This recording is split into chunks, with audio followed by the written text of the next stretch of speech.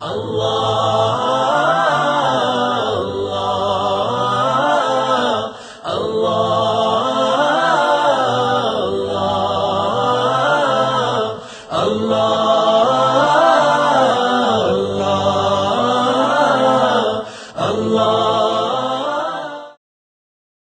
الله الرحمن الرحيم.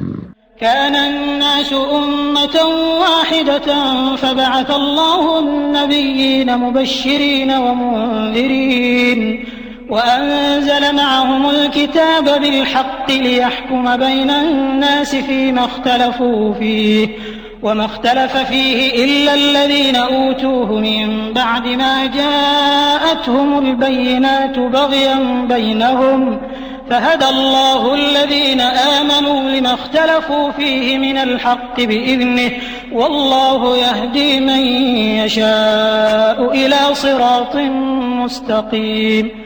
أم حسبتم أن تدخلوا الجنة ولما يأتكم مثل الذين خلوا من قبلكم مستهم البأساء والضراء وزلزلوا حتى يقول الرسول والذين آمنوا معه متى نصر الله ألا إن نصر الله قريب.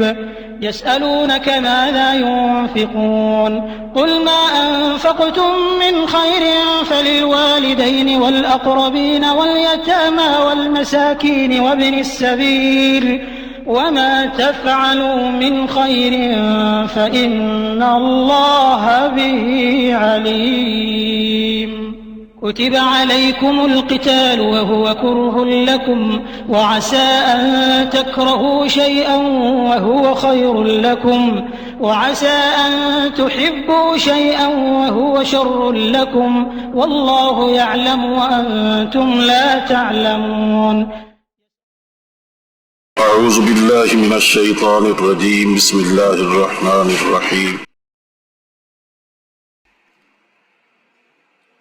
بزرگوں، بھائیوں اور عزیزوں اور بچوں اور میری بہنوں اور بیٹیوں،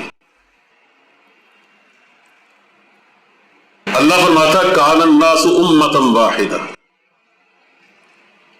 لوگ سارے ایک ہی امت تھے. امت کا معنی اہل لغت کے نزدیک یہ ہے کہ ایک ایسا گروہ جن کے درمیان کوئی ایک وحدت پائی جاتی ہے، چاہے وہ وحدت جغرافیہ کے نتیجے میں ہو، چاہے رنگ و نسل کے نتیجے میں ہو، چاہے ایک ملک کی وجہ سے ہو اور چاہے کسی نظریے کی بنیاد پر ہو. سبب اس کا کچھ بھی ہو، اگر ان میں وحدت پائی جاتی ہے تو وہ ایک گروہ بن جاتا ہے. اس کو عربی زبان میں امت کہتے ہیں. تو اللہ فرماتا ہے کہ شروع میں جب ہم نے انسانوں کو پیدا کیا ہے تو وہ ایک ہی امت تھے. اب سوال یہ ہے کہ یہ ایک امت تھے تو یہ کس بنیاد پر ایک امت تھے؟ کیا اس لحاظ سے ایک امت تھے کہ ایک ہی علاقے میں رہتے تھے، ایک باپ کے بیٹے تھے حضرت آدم علیہ السلام کے، ایک ماں کے بیٹے تھے حضرت حوا کے. اس وقت ظاہر آبادی زیادہ نہیں پھیلی تھی، ایک محدود آبادی محدود علاقے میں آباد تھی. ظاہر اس علاقے کی وحدت نے یا ماں باپ کی وحدت نے ان کے ایک وحدت میں پرو رکھا تھا. لیکن آگے جا کر قرآن کریم کہتا ہے کہ پھر ان کی اکائی اور ان کا ایک امت ہونا باقی نہ رہا، تو پھر ہم نے ان کی اصلاح کے لیے دوبارہ ان کو ایک امت بنانے کے لیے، ان کو اس اختلاف کو ختم کرنے کے لیے ہم نے ان کی طرف پیغمبر بھیجے. اس سے بات سمجھنا آسان ہو جاتا ہے کہ اگر ان میں وحدت کی بنیاد مذہب کے علاوہ کچھ اور ہوتا تو اس کی اصلاح کے لیے پیغمبروں کو بھیجنے کی کیا ضرورت تھی؟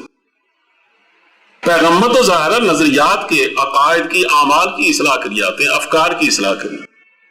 وہ اس لیے تو نہیں آتے کہ ایک گروہ پہلے ایک ملک میں تھا، اب وہ پھیل گیا ہے تو اس نے مختلف ممالک بنا لیے ہیں، مختلف حکومتیں قائم کر لی ہیں، تو ان کو سمجھا بجھا کر دوبارہ پھر ایک امت، ایک مملکت میں شامل کر دیا جائے، یا ان کو ایک جغرافیہ میں سمیٹ دیا جائے، یا ان کو ایک رنگ اور نسل کی بنیاد پر ایک قومی تشخص دے دیا جائے.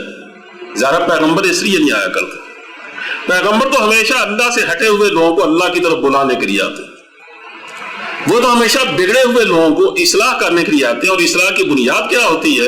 اللہ کو ایک ماننا، اس سے ڈرنا، اور اس کے سامنے قیامت کو جواب دہی کا احساس پیدا کرنے۔ چند بنیادیں ہیں جس کی بنیاد پر ہمیشہ اللہ کے نبیوں نے اصلاح کی ہے۔ تو اس کا مطلب یہ ہے کہ ان میں جو امت وہ جو بنے تھے اور جو وحدت تھی، تو وحدت کی بنیاد ان کا ایک مذہب پر، اللہ کی توحید پر قائم ہونا تھا، اور پھر ان میں جو اختلاف پیدا ہوا تو وہ اختلاف بھی اسی مذہب کی بنیاد پر ہوا، یعنی انہوں نے توحید کے ساتھ شرک کرنا شروع کر دیا، اللہ کے احکام کے ساتھ دوسرے احکام پیدا کر لیے، پھر اطاعت کے مرکز انہوں نے اور سے اور بنا لیے، اطاعت کا مرکز صرف ایک نہ رہا، آستانہ صرف ایک نہ رہا جھکنے کا، نہ جانے کہاں کہاں انہوں نے آستانے تلاش کیے۔ یہ وہ اختلاف تھا جس کی اصلاح کے لیے اللہ کے نبی آئے۔ یا ممکن آپ کے ذہن میں یہ خیال آئے اگر آپ اس آیت کو غور سے پڑھیں کہ کان الناس امۃ واحدہ، وہ یہ ایک امت تھے یہ لوگ۔ اس کے بعد فوری طور پہ یہ بات کہی گئی ہے فبعث اللہ النبیین، پھر اللہ نے نبی بھیجے۔ جب ایک امت تھے تو نبی بھیجنے کی کیا ضرورت تھی؟ تو اگر آپ اس کو تھوڑا سا آگے بڑھیں گے تو آپ دیکھیں گے وَأَنزَلَ مَعَهُمُ الْكِتَابَ بِالْحَقِّ لِيَحْكُمَ بَيْنَ النَّاسِ فِيمَا اخْتَلَفُوا فِيهِ، یہ پیغمبر ہم نے اس لیے بھیجے تھے اور ان پر کتابیں اتاری تھیں تاکہ ان لوگوں میں جو اختلاف پیدا ہو گیا تھا نا اللہ کی تعلیم کے حوالے سے، اس کی وہ اصلاح کرے۔ تو اس کا مطلب یہ وہ آئے تھے اختلاف کی اصلاح کرنے کے لیے۔ تو یہاں اس لیے تمام مفسرین نے یہ جملہ یا یہ لفظ محذوب مانا ہے، اور وہ اس لیے مانا ہے کہ آگے اختلافوا فیہ نے اس کی طرف اشارہ کیا۔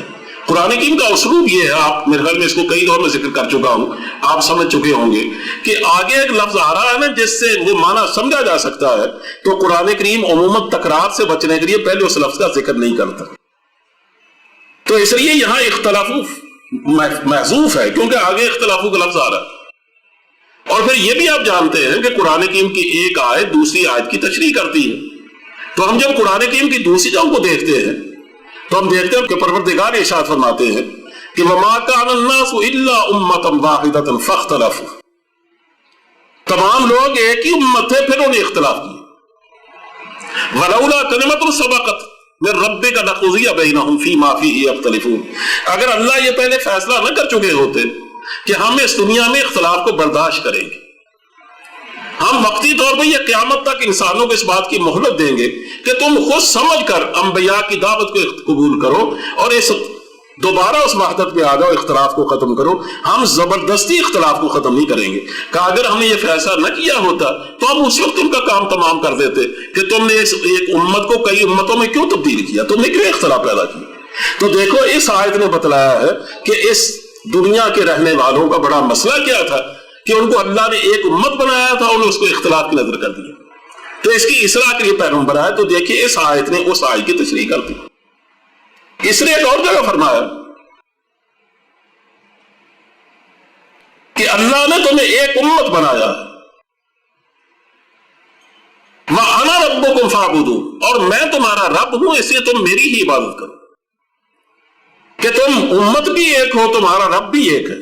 تو ان آیات کی روشنی میں ہم یہ کہہ سکتے ہیں کہ اس کے امت ایک تھے نظریات کی بنیاد پر، پھر لوگوں نے اپنی کج بحثی کی بنیاد پر، اپنی غلط فکر کی بنیاد پر، اپنی خواہشات کی وجہ سے، مختلف اسباب کی بنیاد پر وہ مختلف ہوتے چلے گئے، مختلف نظریات نے اختیار کر لیے، حتیٰ کہ آہستہ آہستہ شیطان اپنا کام کر رہا تھا، وہ ظاہر ان کو وسوسے ڈالتا، بہکاتا تھا، ان میں سے جو آدمی اس کے ہاتھ آ جاتا اس کو کام لیتا، اور اس طرح انسانوں میں تفریق پیدا ہو گئی۔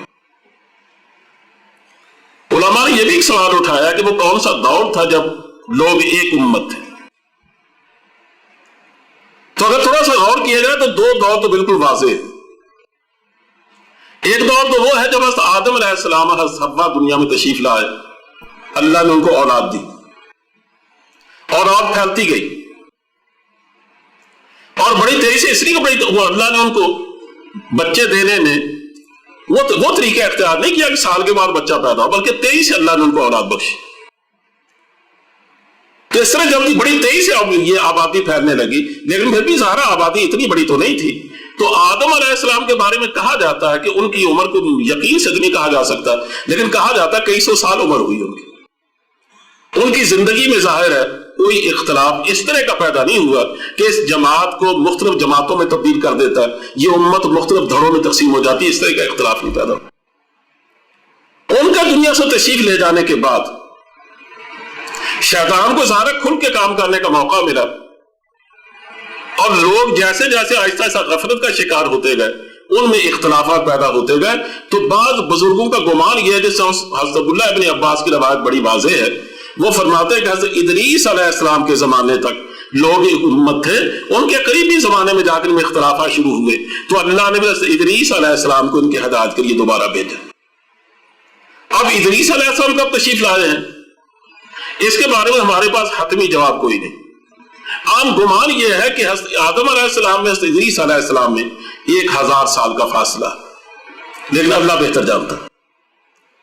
ان کی تاریخ محفوظ نہیں ہے، ان پر اللہ نے کتاب اتاری تھی، وہ کتاب محفوظ نہیں۔ آج کے محققین یہ کہتے ہیں کہ ڈیڈ سی کے بعد غاروں سے کچھ نوشتے ملے،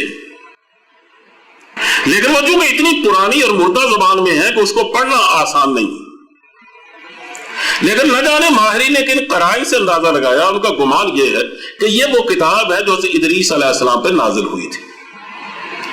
اب اگر اس کتاب کا ترجمہ ہو جائے یا اس کے بارے میں کوئی واضح بات پتہ چلے تو اندازہ کیا جا سکتا ہے کہ جب ادریس علیہ السلام آئے تو لوگوں میں واقعی کس قسم کے اختلافات پیدا ہو گئے تھے یا کتنے گروہوں میں لوگ بٹ گئے تھے، لیکن جب تک اس کو پڑھا نہیں جا سکتا تو کوئی حتمی بات کہنا بہت مشکل۔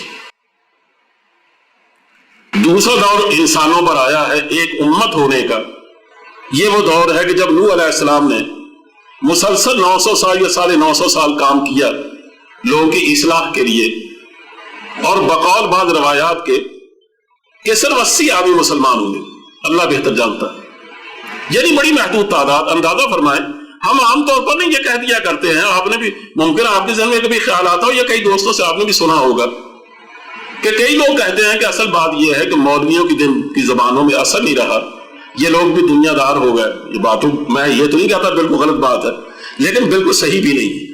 وہ کہتے ہیں اصل میں جو اصلاح کرنے والے لوگ ہیں نا، درس قرآن دینے والے، تقریریں کرنے والے، مسجدوں میں امامت کرنے والے، خطابت کرنے والے، تدریس کا فرض انجام دینے والے، یعنی جو بھی لوگ بھلے کے بارے میں کچھ سوچتے کچھ کرتے ہیں، ان کی زبانوں میں اثر نہیں رہا۔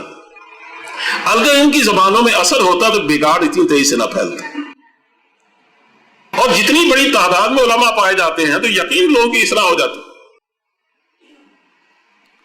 لیکن جو بات میں نے آپ سے عرض کی ہے ابھی، ذرا اس کو پیمانہ بنا کر سوچئے کہ اگر اس کو بنیاد بنا لیا جائے کہ لوگوں کا بگڑنا اس لیے ہے کہ اصلاح کرنے والوں کی زبانوں میں اثر نہیں ہے، تو نوح علیہ السلام کے بارے میں آپ کیا کہیں گے؟ اللہ نے کسی آدم کو 900 سال عمر نہیں دی، 950 سال عمر نہیں دی، ان کی عمر شاید اس سے بھی زیادہ ہو، لیکن اتنا تو ان کو موقع ملا نبوت کے بعد کام کرنے کا۔ اب نوح علیہ السلام جس پائے کے پیغمبر ہیں، وہ قرآن پڑھیں تو اندازہ ہوتا کہ جن کی بددعا پر اللہ نے پوری دنیا کو تباہ کر ڈالا، ان کی زبان میں اثر ہے تو اللہ بددعائیں بھی سنتا ہے، تو ان کی زبان میں اثر کے بارے میں تو کوئی شبہ نہیں، لیکن کیا وجہ ہے کہ لوگ مسلمان ہوئے صرف 80 کی تعداد میں؟ تو معلوم ہوتا ہے زبان میں اثر بھی اللہ ہی ڈالتا ہے، لیکن اصل میں ہدایت کا رشتہ بھی اللہ ہی کے ہاتھ میں ہے۔ وہ جس کو اس قابل نہیں سمجھتا، چاہے پیغمبر بھی زور لگا لے، اس کو ہدایت نہیں آتی۔ دیکھیے حضرت صلی اللہ علیہ وسلم کے دل میں ابو طالب سے بڑھ کر اور کس کے بارے میں خواہش ہوگی کہ وہ اسلام قبول کر لیں، لیکن بخاری کی روایت ہے کہ جب حضرت صلی اللہ علیہ وسلم نے آنکھوں میں آنسو بھر کر یہ کہا کہ چچا اگر آپ ایک دفعہ میرے سامنے کلمہ پڑھ دیں تو کل کو میں اللہ کے سامنے حجت تو لا سکوں نا کہ میرے چچا میرے سامنے مسلمان ہوئے تھے، تو باقی آپ ان کی نیکیوں کو دیکھیے، ان کے احسانات کو دیکھیے، تو آپ ان کو بخش دیجیے۔ لیکن حضرت ابو طالب نے یہ فرمایا، سامنے اب ابو جہل وغیرہ بیٹھے تھے، آخری وقت ان پر طاری تھا، وہ کہنے لگے میں تو ابو عبد المطلب کے مذہب پر جان دیتا، ماننے سے انکار کر دیا۔ اس سے آپ اندازہ لگائیں، اور اس پر یہ آیت کریمہ نازل ہوئی کہ اِنَّكَ لَا تَهْدِي مَنْ أَحْبَبْتَ وَلَٰكِنَّ اللَّهَ يَهْدِي مَن يَشَاءُ، جس کو آپ چاہیں نا ہدایت دینا، ضروری نہیں اس کو ہدایت آ جائے، ہدایت تو اس کو آتی ہے جس کو اللہ ہدایت دینا چاہے۔ تو اللہ کا تو اپنا قانون ہے. ہاں تو کہنا یہ ہے کہ دوسرا دور وہ ہے کہ جب 950 سال کی تبلیغ کے بعد بھی قوم نے دعوت قبول نہ کی تو حضرت نوح علیہ السلام نے بد دعا فرمائی تو اللہ نے اس وقت کی معلوم دنیا کو تباہ کر دی. بچے صرف وہ لوگ جو ایمان لا چکے تھے اور وہ آپ کے ساتھ بحری جہاز میں سوار ہو گئے, بہت سے جانور بھی سوار ہوئے. تو یہ چند لوگ ہیں جو بچے. اب ظاہر ہے اس کے بعد ان کی اولاد پھیلی, ہم سارے ان کی اولاد ہیں. مشرق مغرب شمال جنوب میں جتنی اب دنیا آباد ہے یہ سارے نوح علیہ السلام کے 3 بیٹوں کی اولاد کہے جاتے ہیں, اور یا پھر ان مسلمانوں کی اولاد جو 80 کی تعداد میں آپ کے ساتھ تھے. اب یہ نہیں کہا جا سکتا ہم نوح علیہ السلام کی اولاد ہیں, ہو سکتا ہم ان کی اولاد ہوں جو باقی 80 مسلمانوں کے ساتھ تھے. اب وہ کہاں کا اولاد پھیلی ہے, لوگوں نے اس کو تقسیم کر ڈالا ہے. کسی بیٹے کی اولاد مشرق وسطیٰ میں, کسی کی ایشیا یہاں ہمارے علاقے میں, کسی کو مغرب میں, کسی کے افریقہ میں. لیکن یہ باتیں سارے اندازہ ہیں, صحیح بات ان میں سے حتمی کوئی بھی نہیں. بہرحال یہ بھی وہ دور تھا جب کہ دنیا ایک امت تھی. آہستہ آہستہ ان میں پھر اختلافات پیدا ہوئے. ان کی ہدایت کے لیے اللہ فرماتا ہم نے نبی بھیجے. نبی ہمیشہ اپنی 2 باتوں پر اپنی دعوت کی بنیاد رکھتے تھے. ایک یہ کہ فبعث اللہ النبیین مبشرین و منذرین, وہ دعوت کے قبول کرنے والے ایمان لانے والوں کے بارے فرماتے تھے کہ تمہیں ہم جنت کی بشارت دیتے, تمہیں دنیا میں بھی سرفرازی کی بشارت دیتے, تمہیں اللہ کی رضا کی بشارت دیتے. اللہ دنیا بھی تمہاری اچھی کرے گا, آخرت و ظاہر تمہیں وقت نوازے. اور جو لوگ اس دعوت کو قبول نہیں کرتے تھے ان کے سے وہ انذار کرتے تھے کہ ہم تمہیں وارننگ دیتے ہیں کہ اگر تم نے ہماری دعوت کو قبول نہ کیا تو اندازہ نہیں کر سکتے تم کہ تمہیں کتنے برے دنوں سے واسطہ پڑنے والا ہے. یہ بنیاد رہی ہے ہر پیغمبر کی, اور یہی بنیاد آج بھی صحیح ہے. یعنی ہم یوں کہنے کو تو بہت ساری باتیں کہتے ہیں. دیکھیں میں جب آپ کے سامنے مسئلہ اسلام کی برکات کا ذکر کروں گا تو یقیناً میرا فرض ہے کہ جن باتوں کو قرآن حکیم نے ذکر کیا میں آپ کو بتاؤں کہ اللہ نے رزق میں اضافے کا وعدہ بھی فرمایا, اللہ نے امت مسلمہ کو حکومت دینے کا وعدہ بھی فرمایا, خلافت سے نوازنے کا بھی وعدہ فرمایا, دنیا میں برتری دینے کا بھی وعدہ فرمایا, عزت اور سرفرازی دینے کا بھی وعدہ فرمایا. ان کی ذہن میں تمام باتوں کو ذکر کروں گا اور یہ اللہ کر بھی چکا. لیکن حقیقت یہ ہے کہ جس پر بنیاد تھی حضرت صلی اللہ علیہ وسلم کی دعوت کی اور تمام انبیاء کی, اور ہماری اس پر بنیاد ہونی چاہیے, اور یہ ہماری بنیاد آہستہ آہستہ ہٹتی جا رہی ہے, وہ یہ ہے کہ وہ ہمیشہ ماننے والوں کو جنت کی خوشخبری دیتے تھے اور نہ ماننے والوں کو جہنم سے ڈراتے تھے. یعنی انسان کی جو اصل منزل ہے نا وہ یا جنت ہے یا جہنم ہے. یہ باقی جتنی چیزیں ہیں یوں سمجھیے اس کے درمیانی عوارض ہیں یا درمیانی لاحقے اور سابقے ہیں, یہ حقیقی منزلیں نہیں ہیں. یعنی یہ بھی ہو سکتا ہے کہ امت مسلمہ وہ اللہ کے دین کی سربلندی کے لیے سب کچھ کر ڈالے, لیکن ان کے لیے وہ وعدے پورے ہونے کا وقت نہ ہے جو اللہ نے قرون اولیٰ میں وعدے پورے فرمائے. اسی کہ اللہ کا اپنے پیمانے ہیں نا, وہ یوں تو نہیں ہوتا کہ چند آدمی مسلمان ہو جائیں تو ان کو حکومت دے دے. جس طرح پانی اگر گرم کرنے کے لیے رکھا جائے نا تو جب تک اس کو مطلوب حرارت نہیں پہنچتی پانی کھولتا نہیں.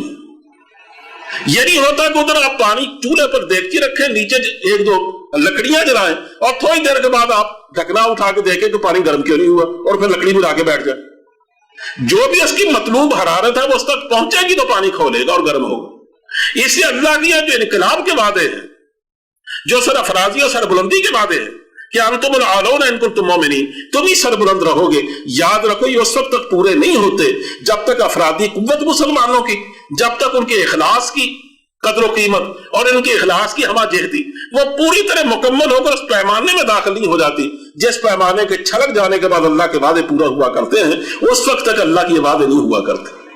اگر یہ ہوتے تو 13 سال حضور کو تکلیفیں دلوانے کی کیا ضرورت تھی, پھر مزید 10 سال جنگ اصل محنت کرنے کی ضرورت تھی مدینہ منورہ میں.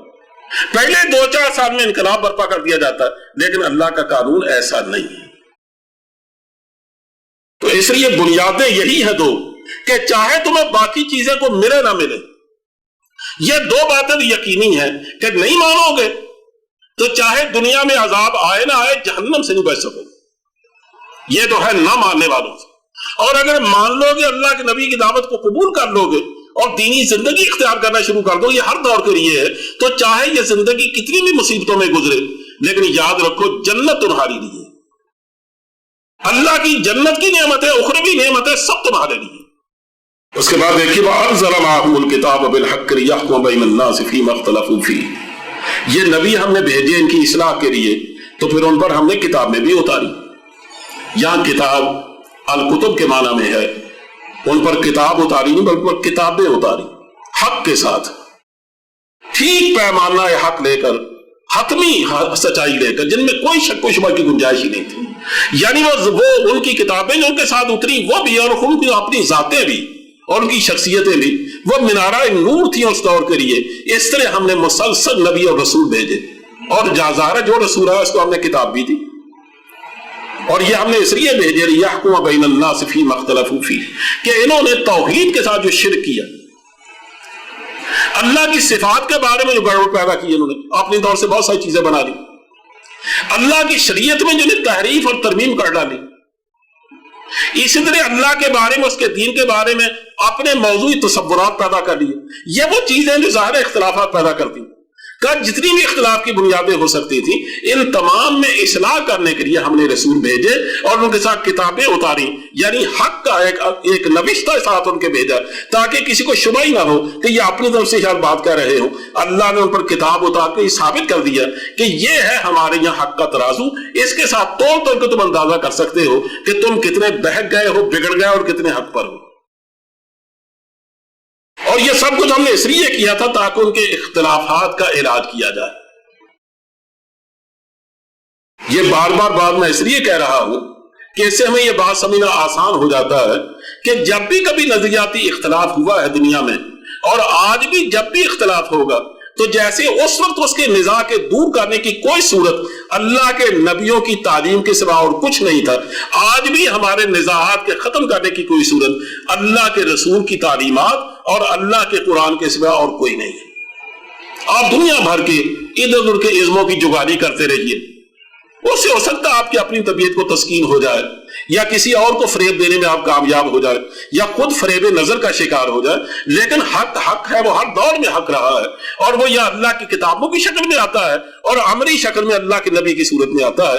یہ دونوں چیزیں دنیا میں کسی کے پاس نہیں ہیں. ہم وہ خوش قسمت لوگ ہیں جن کے پاس حق کے دونوں ترازو موجود ہیں، ایک اللہ کا نبی اور دوسرا اللہ کے نبی پر اترنے والی کتاب. اس کا ایک ایک شوشہ محفوظ ہے، اور اللہ کے نبی کا ایک ایک دن، ایک ایک رات، بلکہ اس میں گزارا ہوا ایک ایک لمحہ، اس کا روزنامچہ تک ہمارے پاس محفوظ ہے، جس میں کبھی کہیں بھی اندھیروں کی پرچھائی دکھائی نہیں دیتی، بالکل پوری روشنی. وَمَا اخْتَلَفَ فِيهِ إِلَّا الَّذِينَ أُوتُوهُ مِن بَعْدِ مَا جَاءَتْهُمُ الْبَيِّنَاتُ بَغْيًا بَيْنَهُمْ. یہ وہ بات ہے جو ہمارے بہت سوچنے کی بھی ہے اور بہت خطرناک بھی. کہا دیکھو ہم نے رسول بھیجے، کتابیں اتاری. اب ظاہر جو بھی رسول آیا وہ کسی نہ کسی امت کی طرف آیا، کسی نہ کسی گروہ کی طرف.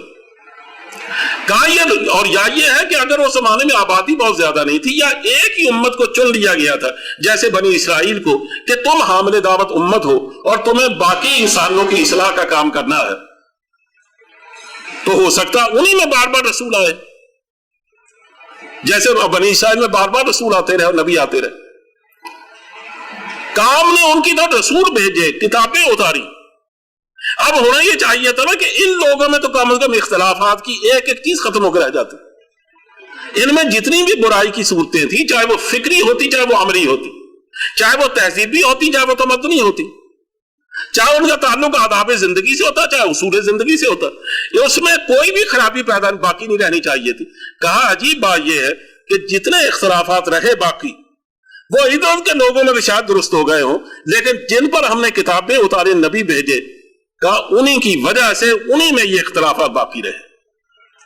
اور کیوں باقی رہے؟ اس لیے نہیں کہ ان کے پاس کتاب کی تعلیمات نامکمل تھی، اس لیے بھی نہیں کہ نبی نے ان کو سمجھانے میں کوئی کمی بیشی کی تھی، صرف اس لیے کہ بغیم بینہم، وہ ایک ضد میں مبتلا ہو گئے کہ تمہاری بات ہم مانے، یہ کیسے ممکن ہے. میرے خیال میں اس کو اگر بنی اسرائیل کے حوالے سے سوچے تو شاید بات کو سمجھنا آسان ہو جائے. اور اس لیے آپ دیکھو ہم نے اس رکوع کا آغاز کیا ہے نا، کہا تم اگر جاننا چاہو نا امتیں باوجود ہدایت یافتہ ہونے کے، اپنے پاس کتابیں رکھنے کے، اپنے پاس نبیوں کے موجود ہونے کے، وہ کس طرح ہدایت کی بجائے ضلالت پہ اڑ جاتی. اور کس طرح گمراہ ہوتی ہیں؟ تو کہا بنی اسرائیل کی تاریخ پڑھ کے دیکھ لو. اور اس کو مزید جاننا چاہو تو آج کے دور میں جب حضور تشریف لائے، میں کئی دفعہ اس بات کا حوالہ دے چکا ہوں اور میرا وجدان بار بار اس بات کی تائید کرتا ہے کہ اگر کہیں اللہ کی کتاب نازل نہ ہوتی، یعنی قرآن نہ آتا، صرف حضور کی ذات ہوتی، تو میرا خیال ہے کہ سوچنے سمجھنے والے کے لیے اور ایسا آدمی جس کے دل کا نور اللہ نے چھین نہیں لیا، حضور کی دل آویز شخصیت کو دیکھ کر، آپ کا بے عیب کردار دیکھ کر، آپ کی سیرت کا اجلا پن دیکھ کر، آپ کی زبان کی صفائی اور آپ کی سچائی کو دیکھ کر، آپ کے معاملات کے طریقوں کو دیکھ کر، آپ کی زندگی کے ایک ایک لمحے کو جان کر وہ اندازہ کر سکتا تھا کہ یہ شخص، ساری دنیا جھوٹ بول سکتی ہے لیکن یہ شخص جھوٹ نہیں بول سکتا. یہ اگر کہتا ہے نا کہ میں اللہ کا نبی ہوں تو یقین اللہ کا نبی. جیسے عبداللہ بن سلام بہت بڑے یہودی عالم تھے، وہ ملک شام کے سفر پہ تھے جب حضور مدینہ طیبہ تشریف لائے. ان کو راستے میں خبر ملی کہ جس نبی کو آنا تھا وہ اطلاع ملی کہ وہ نبی تو آ چکے. چنانچہ وہ اپنے گھر میں سامان باہر ہی اتار کر بجائے گھر میں داخل ہونے کے، اور سوچا کہ پتہ نہیں کیا کس وقت موت آ سکتی ہے، فیصلہ کر دیا کہ پہلے نبی کے بعد جاؤں. چنانچہ جیسے ہی وہ حضور کی خدمت میں آئے اور حضور کے چہرے پر پہلے نگاہ پڑی تو حدیث میں آتا کہ دیکھتے ہی کہنے لگے کہ یہ چہرہ کسی جھوٹے آدمی کا چہرہ نہیں ہے. انہیں بالکل حضور سے نہیں پوچھا کہ آپ بتائیے آپ کیا کہتے ہیں، آپ کی تعلیم کیا ہے، آپ کو معجزہ دکھائیے. چہرہ دیکھ کے کہا، اسی کی نگاہوں میں ابھی نور زندہ تھا نا، وہ پہچانتے تھے کہ حق اور باطل کیا ہوتا. عالم تھے پہلی آسمانی کتابوں کے، تو دیکھتے پکار اٹھتے کہ یہ چہرہ کسی جھوٹے آدمی کا چہرہ نہیں. اسی میں کہتا ہوں کہ اللہ کی کتاب نہ بھی آتی تو حضور کی تنہا شخصیت ہدایت دینے کے لیے کافی تھی. وہ ایک ایسا نور کا مینارہ تھا کہ جس کے بعد کسی اندھیرے کے باقی رہنے کا سوال ہی پیدا نہیں ہوتا. لیکن اس کے باوجود اللہ کی کتاب آئی اور اس شان کے ساتھ آئی کہ اس کا انکار کرنا ایک عقل مند آدمی کے لیے ممکن نہیں تھا، پڑھے لکھے آدمی کی کیا، بلکہ جو اس کی زبان کو جانتا اور عربوں سے بڑھ کے زباندار کون تھا، اس کے لیے ہرگز اس بات کا امکان نہیں تھا کہ وہ اس کتاب کا انکار کر سکتا. وہ اپنی ذات میں اس کی ایک ایک آیت معجزہ تھی. اندازہ کریں وہ ایک ایک آیت کے بارے میں اگر یہ دعویٰ کرتا ہے کہ عرب کے طلاقت لسانی رکھنے والوں اور اپنی زبان دانی پر اترانے والوں، میں تم سے یہ کہتا ہوں کہ تم واقعی عربی زبان کے بہت بڑے استاد ہو اور تمہیں دعویٰ ہے کہ ساری دنیا ہمارے مقابلے میں عجم اور گونگے ہیں، تو پھر میری کتاب تو چھوڑو، تو میں اس جیسی ایک آیت بنا کے دکھا دوں، اور جس پر ان کی زبانیں گنگ ہو کے رہ جائیں اور وہ بالکل بیچارے مبہوت ہو جائیں کہ واقعی جیسی کتاب نہیں بنائی جا سکتی اور ایک آیت بھی اختراع کی جا سکتی، تو بتائیے اس کتاب کے معجزہ ہونے میں کیا شبہ باقی رہ جاتا ہے. لیکن یہی دونوں چیزیں اللہ کے نبی کو بھی اللہ کی کتاب کو بھی ان لوگوں نے جب دیکھا، اہل کتاب نے، اور پھر انہوں نے ٹیلی کر کے دیکھا اپنی کتابوں کے ساتھ. میں شاید ایک سے زیادہ مرتبہ یہ بات کہہ چکا ہوں، وہ یہ ہے کہ مصدقا لما بین یدیہ، کہ قرآن کریم اور اللہ کے نبی یہ دونوں پہلی آسمانی کتابوں کے مصداق بن کے آئے ہیں. اس پر غور کیجئے، میں کہہ رہا ہوں یا مصدق سے مفہوم کیا، مصداق بن کے آئے ہیں. مصداق کا مطلب کیا ہوتا ہے کہ مثلا میرے پاس ایک شخص ایک تحریر لکھ کے بھیجے، وہ کہے صاحب میں آپ کے پاس ایک کپ بھیج رہا ہوں اور اگر آپ اس کو پہچاننا چاہیں تو دیکھیے اس طرح کے اس پر پھول ہوں گے، یہ اس کا سائز ہوگا، اس طرح کی اس کی شکل ہوگی. وہ جب میرے پاس کپ پہنچے نا تو میں اپنی تحریر کھول کے پڑھوں اور جب دیکھوں کہ یہ کپ بالکل اس تحریر کا مصداق ہے، یعنی بالکل اس جیسا ہے، تو کیا مجھے سمجھ نہیں لینا چاہیے کہ یہ کپ وہی ہے؟ اللہ کے نبی اور قرآن کریم جو ان کی دونوں کی علامتیں تورات اور انجیل میں بیان کی گئی تھی، یہ اس دونوں کے مصداق بن کے آئے تھے. تورات میں یہ لکھا ہوا تھا کہ اس آنے والے کا نام احمد بھی ہوگا، محمد بھی.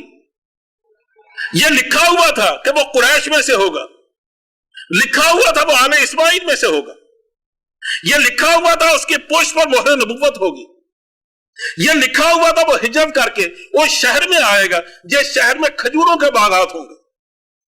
وہ لکھا ہوا تھا اللہ چند سالوں میں اس کی تحریک کو اور ان کی دعوت کو اتنی برکت دے گا کہ پوری اس علاقے میں وہ سب سے بڑی قوت بن جائے گا. یعنی بہت ساری علامتیں، اور اس طرح کی قرآن کریم کے بارے میں علامتیں تھی. انہوں نے ایک ایک علامت کو تحریک کر کے دیکھا. اور انہوں نے دیکھا یہ پیغمبر مصداق ہے ان علامتوں کا، یہ کتاب مصداق ہے ان علامتوں کی، واقعی اس کے سچا ہونے میں کوئی شبہ نہیں۔ میں اس کی تعین میں ایک واقعہ عرض کرتا ہوں کہ صفیہ رضی اللہ تعالیٰ عنہا جو حضرت صلی اللہ علیہ وسلم کی زوجہ محترمہ ہے، خیبر کے فتح ہونے کے بعد ایک یہودی سردار کی بیٹی ہیں، اگر میں غلط نہیں سمجھتا بنو نذیر کے سردار کی بیٹی، جس کا نام غالباً ہوشیئی ابن اخطب تھا، اللہ کرے میرے حافظے نے غلطی نہ کی ہو، صفیہ ان کا نام نامی۔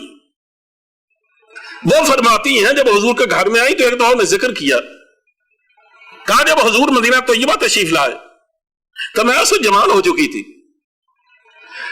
تو کہا میرے والد وہ ظاہر قبیلے کے سردار تھے اور عالم تھے کتاب تورات کے، تو میرے چچا کو ساتھ لے کر حضور سے ملنے کے لیے گئے، کہا سارا دن وہاں رہے، مختلف سوالات کیے، حضور کو مختلف زاویوں سے دیکھا اور پرکھا بھی، آپ کی دعوت کو دیکھتے رہے، آپ کو آنے والے لوگوں کی باتیں سنتے رہے۔ شام کو جب گھر لوٹے تو بیٹھتے اطمینان سے چچا نے پہلی بات یہ پوچھی کہ بھائی آپ دیکھ تو آئے اس پیغمبر کو، کیا یہ وہی ہے جس کی خبر ہماری کتابوں میں؟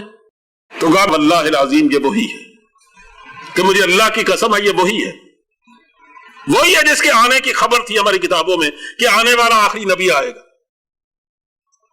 تو کہا پھر آپ کیا ارادہ ہے؟ کہا جب تک جان میں جان ہے اس کا مقابلہ کروں گا اور اس کی بات چلنے نہیں دوں گا۔ یہ ہے وہ بات جو یہاں فرمائی جا رہی ہے۔ اب بتائیے ان کو روکنے والی چیز کیا تھی؟ ان کا یہ بغض اور ان کی یہ ضد کہ جن امیوں کو کبھی آج تک ہم نے قابل ذکر نہیں سمجھا، یعنی جزیرہ عرب کے رہنے والے عرب، خاص اور مکہ کے رہنے والے قریش، کہ یہودی ان کو ان پڑھ ہونے کی وجہ سے نہایت نفرت کی نگاہ سے دیکھتے تھے، اور آج بھی ان کے پروٹوکول میں یہ بات شامل ہے کہ تمہارا اگر کسی معاملہ عرب سے پڑے نا تو تم اس سے قرض لو تو واپس کرنا ضروری نہیں ہے، اس لیے کہ ان کے مال کا ہڑپ کر جانا اس لیے تمہاری یہ کوئی عیب نہیں ہے، اس لیے کہ اس قابل ہی نہیں ہے لوگ کہ ان کے ساتھ کبھی معاملات بہتری کے ساتھ کیے جائیں اور انصاف کے ساتھ کیے جائیں۔ یعنی وہ انسان کو وہ ان کو ڈنگروں کے برابر سمجھتے تھے۔ وہ کہتے جن امیوں کو کبھی ہم نے پلے نہ باندھا، ان کی اہمیت کبھی ہم نے محسوس نہ کی، ان کو کبھی ہم نے قابل ذکر نہ جانا، غضب خدا کا۔ اب انہی میں ایک پیغمبر آئے اور وہ بھی ہمارے شریکوں میں، کیونکہ اسماعیل ظاہرہ بھائی تھے اسحاق علیہ السلام کے، تو ہم کیسے تسلیم کر لیں؟ اگر ہم ان کی پیغمبری کو تسلیم کر لیں گے تو ظاہر کی بڑائی کو تسلیم کرنا پڑے گا، پیغمبر تو بڑا ہوتا ہے، وہ جن میں آیا ان کی بڑائی یا کم کو اپنے برابر تسلیم کرنا پڑے گا۔ کہا یہ ہم جیتے جی گوارا نہیں کر سکتے کہ بنی اسرائیل بنی اسماعیل برابر ہو جائے، یہودی اور عرب برابر ہو جائیں، کہا یہ ہم برداشت نہیں کر سکتے، ہم جہنم میں جانا گوارا کر لیں گے اور دنیا کی ہر ذلت گوارا کریں گے جو نے کی، لیکن یہ نہیں کریں گے۔ کہا یہ روگ ان کا پرانا ہے، ان کی تو نبی آتے رہے، رسول آتے رہے، کتابیں آتی رہی، لیکن یہ لوگ اپنی ضد پہ اڑے رہے۔ انہوں نے کہا جو بات ہماری قومی مسلطوں کے مطابق ہے اسے مانیں گے، اور جو مطابق نہیں ہے اسے ہم ماننے کے لیے بالکل تیار نہیں ہے، کیونکہ فائد چیز وہ ہماری مصلحتیں ہیں، وہ ہمارا قومی تفوق ہے۔ خود قریش کے لیے حضرت صلی اللہ علیہ وسلم کی دعوت کو تسلیم کرنا اسی تفوق اور کبر اور نفرت کی بنیاد پر مشکل ہو گیا تھا۔ وہ بار بار یہ کہتے تھے کہ غضب خدا کا کہ ایک مرنے والا شخص جو اپنے پیچھے اپنے اکلوتے بیٹے کے لیے سوائے ایک اونٹ کے اور ایک لونڈی کے کوئی وراثت چھوڑ کے نہیں گیا، اس کا مطلب یہ کہ مرنے والا بھی غریب تھا۔ اس کے بعد اس کا بچہ آیا، اس کے مرنے کے بعد پیدا ہوا یتیم، اب ظاہر وہ بکریاں چرا کر جوان ہوا، نہایت بے کس اور بے بس بچہ، یتیمی کا داغ لیے ہوئے، اور آج تک اس کے گھر سے غربت نہیں نکلی۔ ہم امیر کبیر لوگ ہیں، تاج میں ہمارے باغات ہیں، ہمارے مشرق و مغرب میں ہمارے قافلہ تجارت جاتے ہیں، ہم امیر ہوتے ہوئے اور رئیس ہوتے ہوئے اس غریب آدمی کو پیغمبر مان کے اس کے ہاتھ میں ہاتھ دے دے، اس سے تو مر جانا بہتر ہے۔ ابو جہل کہتا تھا کہ مجھے اس بات سے انکار نہیں ہے کہ محمد ایک سچے آدمی صلی اللہ علیہ وسلم، کہتا میں ان پر جھوٹ کا کبھی الزام نہیں لگاتا۔ اس کا مطلب وہ جب کہتے ہیں کہ میں نبی ہوں تو وہ جھوٹ نہیں بولتے، لیکن بات یہ ہے کہ ہم اور بنو ہاشم، ہم مختلف قبیلے اپنی عزت کے لیے اور اپنی عزت کی بقا کے لیے ہمیشہ ایک دوسرے سے بڑھ کر کارنامے انجام دینے کی کوشش کرتے ہیں تاکہ کسی کی بھی عزت و افتخار میں فرق نہ آئے، اور کوئی قبیلہ یہ نہ کہہ سکے تمہارے پلے کیا ہے جو تم بڑھ ہانکتے پھرتے ہو، دیکھو ہمارے آباء و اجداد یہ کارنامے انجام دیے۔ کہا انہوں نے اگر سخاوتیں کی ہم نے بھی کی، انہوں نے حاجیوں کی خدمتیں کی ہم نے بھی کی، انہوں نے لڑائیاں لڑی تو ہم نے بھی لڑی، انہوں نے جو کچھ کیا ہم نے ان سے بڑھ کر کرنے کی کوشش کی۔ اب جب کہ بنو ہاشم کے ساتھ کندھے سے کندھا ملا کر ہم کھڑے ہو گئے اور کوئی ہی نہیں کہہ سکتا کہ میرا خاندان اس کے خاندان سے ہیٹا ہے، اب وہ یہ دعویٰ لے کے آ گئے ہیں کہ ہم نے ایک پیغمبر پیدا ہوا ہے۔ کہا اب یہ کیا ہم بھی یہ دعویٰ کریں کہ ہمیں پیغمبر پیدا ہوا؟ کہا یہ تو ہم نہیں کر سکتے نا، اب اس پیغمبر کو مان لے تو بتاؤ، ہم تو بطور قبیلہ کے ان کے نیچے لگ گئے نا۔ کہا یہ میں بات کیسے مان لوں؟ کہا یہ میری یہ ماننے کی بات نہیں، یہ ہے بغیم بینہم، کہ ہمیشہ انسان کو یا انسانی گروہوں کو یا قوموں کو جس چیز نے تباہ کیا ہے وہ ان کا اپنا گروہی افتخار، ان کی گروہی ضد، ان کی قوموں کی انانیت۔ آج امریکہ کو اس چیز نے تباہ کیا، یورپ کو کس چیز نے تباہ کیا؟ انہوں نے کبھی بھی ایشیا کو معاف نہیں کیا، اور مسلمانوں کو معاف کرنے پر وہ کبھی تیار نہیں ہوئے۔ اس کی وجہ کیا ہے؟ سوائے ان کے گورے چٹے رنگ کی انانیت کے، اور سوائے ان کے گروہی افتخار کے، اور سوائے مسلمانوں کو یا ایشیا کے لوگوں کو ذلیل سمجھنے کے، اس کے سوا اور کوئی وجہ نہیں ہے۔ ترکی نے اپنا بے دین ہونا ان کے سامنے پوری طرح ثابت کیا، یعنی اطاعت انہوں نے جس طرح وہاں کی کایا پلٹ کر کے رکھ دی، اور یہ ثابت کیا کہ ہم تم سے بڑھ کر بے دین ہے۔ تمہیں کس نے کہا کہ ہم مسلمان؟ یعنی حکمن عورتوں کا پردہ اتار دیا، مسجدوں کے مستورے گرا دیا جہاں سے اذان ہوتی تھی، شراب خانے باقی رکھے، مسجدیں بے آباد کر دی، بڑی بڑی مسجدیں آباد صوفیہ جیسیوں کو میوزیم میں تبدیل کر دیا، عربی میں اذان کہنا ممنوع قرار دے دیا گیا، عربی میں قرآن کریم چھاپنا ممنوع قرار دے دیا، عربی میں پڑھنا پڑھانا ممنوع قرار دے دیا، دائیں طرف سے لکھنے پر پابندی لگا دی گئی، یعنی کوئی اسلامی قدم اس نے باقی نہیں چھوڑی۔ لیکن یورپ نے کیا ترکی کو یورپ میں شامل کر لیا؟ اس نے کبھی شامل نہ کیا ہے نہ کرے گا، اس لیے کہ اس کے رنگ کو وہ کبھی برداشت نہیں کر سکتا۔ اقبال ہمارا ایک دیدہ ور شخص تھا، صاحب بصیرت آدمی تھا، اس نے ان کے اندر رہ کر سمجھا تھا کہ ان کی عصبیت اور ان کی ضدوں کا عالم کیا، اس لیے انہوں نے واقعتاً گہرائی میں ڈوب کر جو اس نے بات کہی تھی، اس سے بڑھ کر بات نہیں ہو سکتی۔ اس نے کہا تھا کہ کرے قبول اگر دین مصطفیٰ انگریز۔ کہا تم تو سمجھتے ہو نا کہ ساری لڑائی اس بات کی ہے کہ دنیا میں دین ایک ہو جائے تو وحدت پیدا ہو جائے گی، حقیقت تو ایک ہی ہے نا، اور آخری پیغمبر اسلام لے کے آئے ہیں، یہ پہلے مذاہب تو اپنی عمر گزار چکے، اب ان کو آخری نبی کی بات کو تسلیم کرنا چاہیے۔ کہا میں تمہیں کہتا ہوں اگر یہ لوگ مسلمان بھی ہو جائیں نا تمہیں معاف پھر بھی نہیں کریں گے۔ کہا کرے قبول اگر دین مصطفیٰ انگریز، سیاہ روز مسلمان رہے گا پھر بھی غلام۔ کہا قیامت تک مسلمانوں کو یہ غلام اگر رکھ سکے تو یہ کبھی ان کو غلامی سے نکل نہیں دیں گے۔ میرے خیال میں اب میں اس سے زیادہ بات کیا کہوں، بات لمبی ہو جاتی ہے۔ آپ سمجھ گئے ہوں گے کہ بغیم بینہم کا مطلب کیا ہے، کہ وہ آپس کی زدہ کی وجہ سے، آپس میں ضد کی وجہ سے، تمرد اور تکبر کی وجہ سے جو انہوں نے آپس کی گروہ بندی پیدا کر لی تھی، اس کی وجہ سے وہ حق کو قبول کرنے کے تیار نہ ہوئے۔ نتیجہ اس کا یہ ہوا کہ انبیاء اور رسل آتے رہے لیکن ان کا اختلاف اپنی جگہ رہا، اور آج تک وہ اختلاف بنی اسرائیل کی شکل میں موجود ہے۔ وہ اہل کتاب ہیں اور وہ جانتے ہیں ان کی کتابیں بھری پڑی ہیں اللہ کے نبی کی علامتوں سے، اللہ کی کتاب کی علامتوں سے، اس کے باوجود وہ اپنا تمرد چھپاتے بھی نہیں ہیں۔ وہ کہتے کبھی ہو ہی نہیں سکتا کہ ہم آل اسماعیل میں پیغمبر کو مان لیں۔ کہا یہ جو ان کی ضد ہے اس نے پہلے بھی امتوں کو گمراہ کیا، اب بھی گمراہ کر رہی ہے۔ آخری بات فرمائی فَهَدَى اللَّهُ الَّذِينَ آمَنُوا لِمَا اخْتَلَفُوا فِيهِ مِنَ الْحَقِّ بِإِذْنِهِ۔ کہا اب اللہ نے ہدایت دے دی ہے ان لوگوں کو جو ایمان لائے۔ کہا پہلے بار بار میں ہدایت دینے کے رسول بھیجے لیکن ان امتوں نے میں سے کچھ لوگوں نے ہدایت قبول کی لیکن کچھ اکثریت نے نہ کی۔ کہا یہی صورتحال اب ہے، بلکہ اب تو قومی سطح پر انہوں نے من حیث القوم اللہ کے رسول کو ماننے سے انکار کر دیا یہود نے۔ کہا اب ہدایت کا سرچشمہ مسلمانوں تمہارے ہاتھ میں ہے، فہد اللہ الذین آمنوا، اب اللہ نے ہدایت دیا ان لوگوں کو جو ایمان لائے ہیں، اللہ نے ہدایت دیا ان لوگوں کو جو ایمان لائے ہیں، لما اختلفوا فیہ، ان تمام باتوں میں جس میں اب تک اختلاف کیا جاتا رہا، اور تمام اختلافی معاملات میں اللہ نے ایک ایک بات کو سیدھا کر کے دکھایا ہے اور مکمل اطمینان بخش جواب دیا ہے کہ اصل حقیقت کیا ہے اور تم کن باتوں میں الجھے ہوئے۔ جس کو ظفر علی خان نے کہا تھا نا، جو فلسفیوں سے کھل نہ سکا اور نقطہ وروں سے حل نہ ہوا، وہ راز ایک کمری والے نے بتلا دیے چند اشاروں، ایک ایک بات کو کھول کے رکھ دیا۔ کب اللہ نے اس ہدایت کو تمہارے ہاتھ میں دیا ہے، اس لیے تمہیں اپنی حقیقت کو سمجھنا ہوگا۔ اللہ نے ان تمام اختلافات میں ان لوگوں کو ہدایت دی جو ایمان لائے، حق کے حوالے سے بِإِذْنِ ہی، اپنے اذن سے۔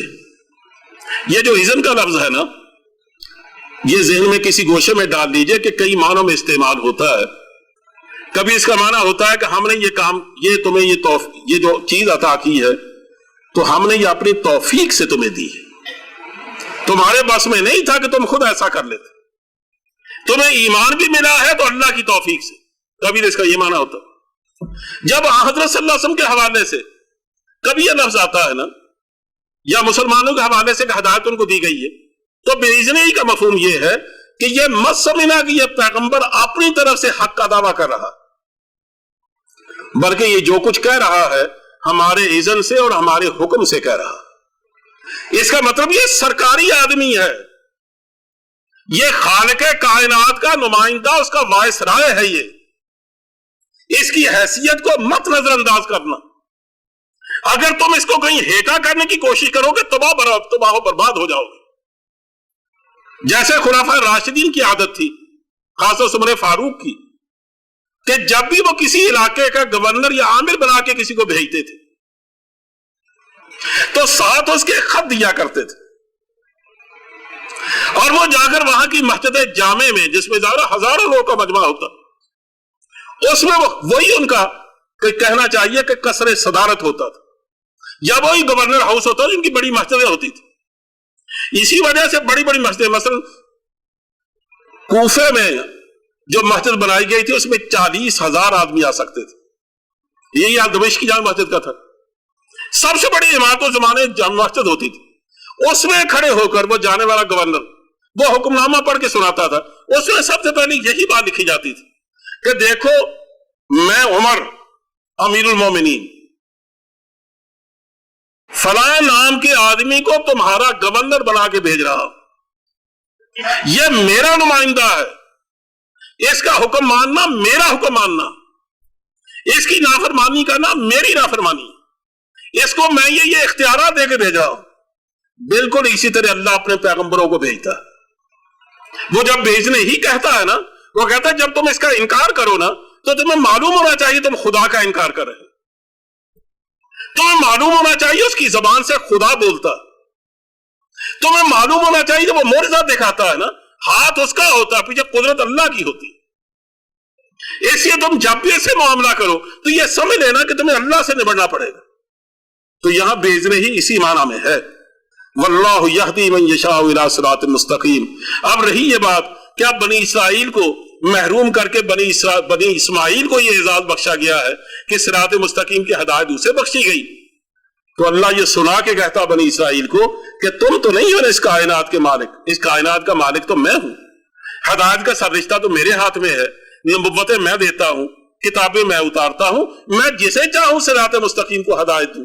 کل تک تمہیں دیتا رہا، تم نے اپنا ناہل ہونا اچھی طرح ثابت کیا، ہم نے تمہیں معذور کر دیا، اب یہ دولت ہم بنی اسماعیل کو دے رہے ہیں، یعنی رسول اللہ صلی اللہ علیہ وسلم کو ان میں اٹھایا ہے، اور ان پر جو ایمان لائے گا اس میں بڑا وسیع دائرہ ہے، مشرق مغرب شمال و جنوب کے لوگ ملتے جائیں گے، ایک امت میں ڈلتے جائیں گے، اور یہ امت اب میری امت ہوگی اور میرے پیغامبروں کی امت ہوگی۔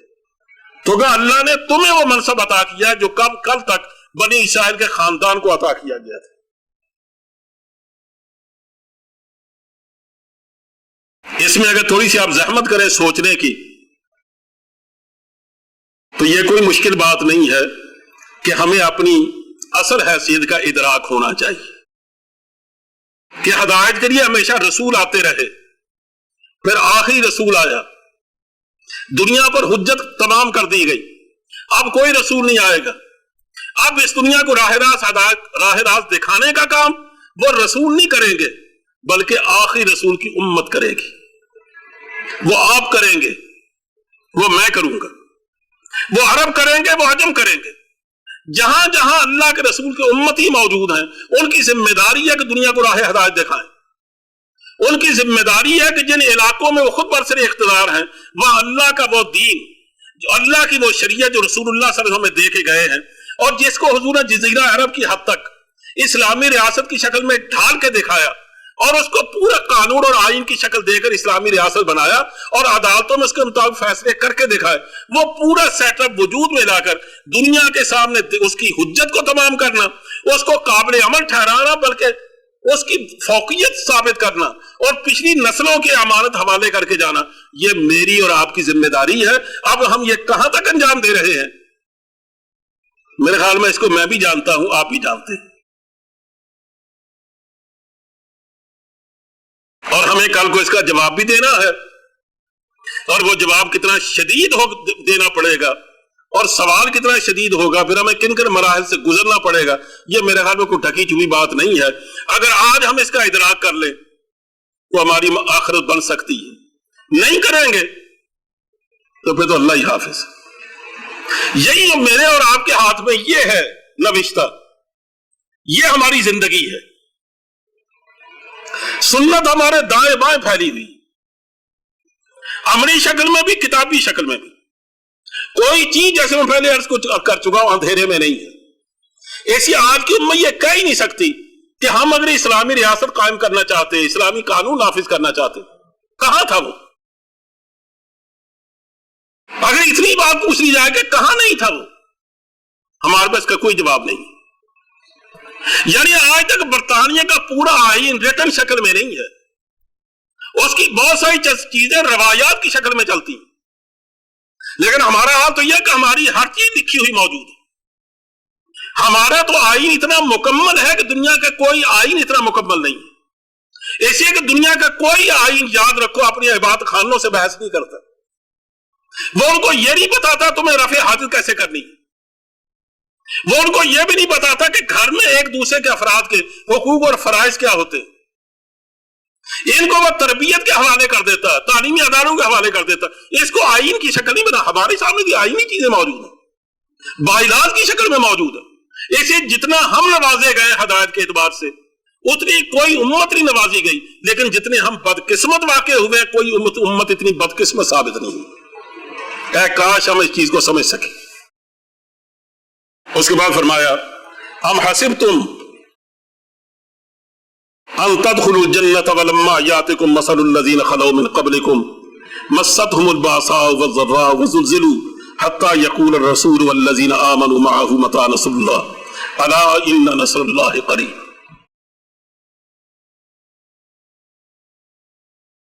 یہ پیچھے جو ایک ذمہ داری کا احساس دلایا گیا، اگر آپ میں سے ایک ایک فرد بھی ذمہ داری کے احساس کے حوالے سے سوچے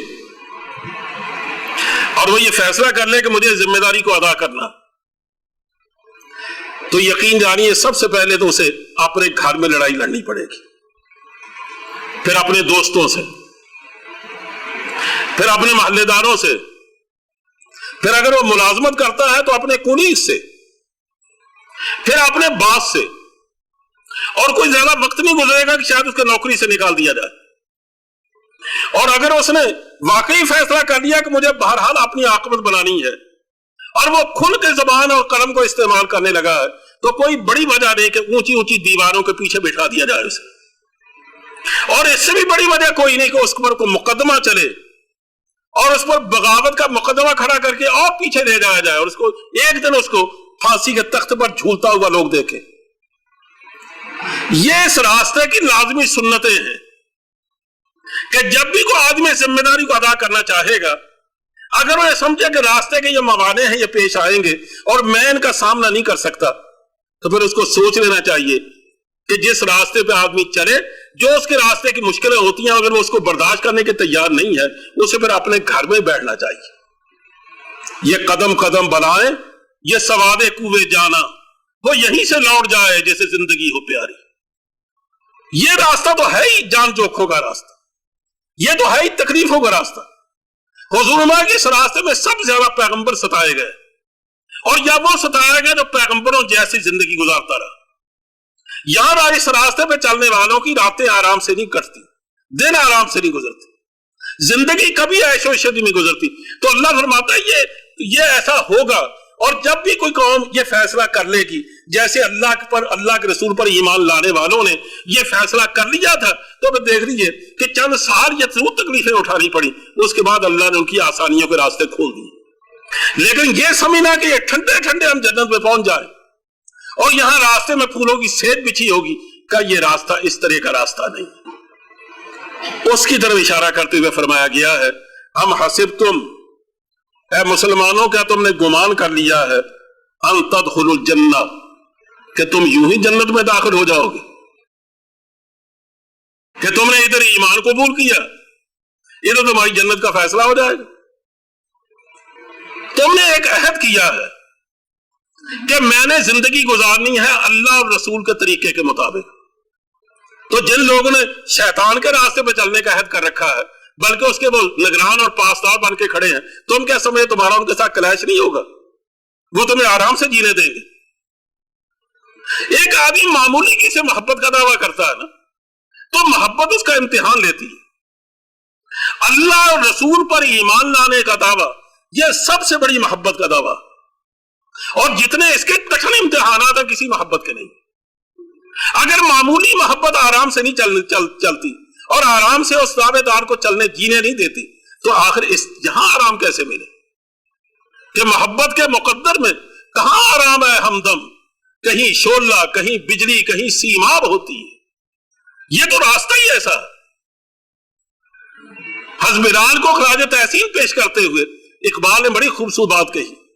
انہوں نے کہا, نہ چھوٹا وہ آستانہ تجھ سے ایک دم کے لیے, کسی کے عشق میں تو نے مزے ستم کے لیے, اور جفا جو عشق میں ہوتی ہے وہ جفا ہی نہیں, ستم نہ ہو تو محبت میں کچھ مزہ ہی نہیں. لیکن ہم ایسی محبت چاہتے ہیں جیسے صرف نعتیں پڑھنی پڑے, اس کے بعد شیرینی کھانی پڑے, پھر ہم معاشرہ گھر کو جائیں یہ سمجھ کر کہ جنت کے وارث ہو کے آ گئے.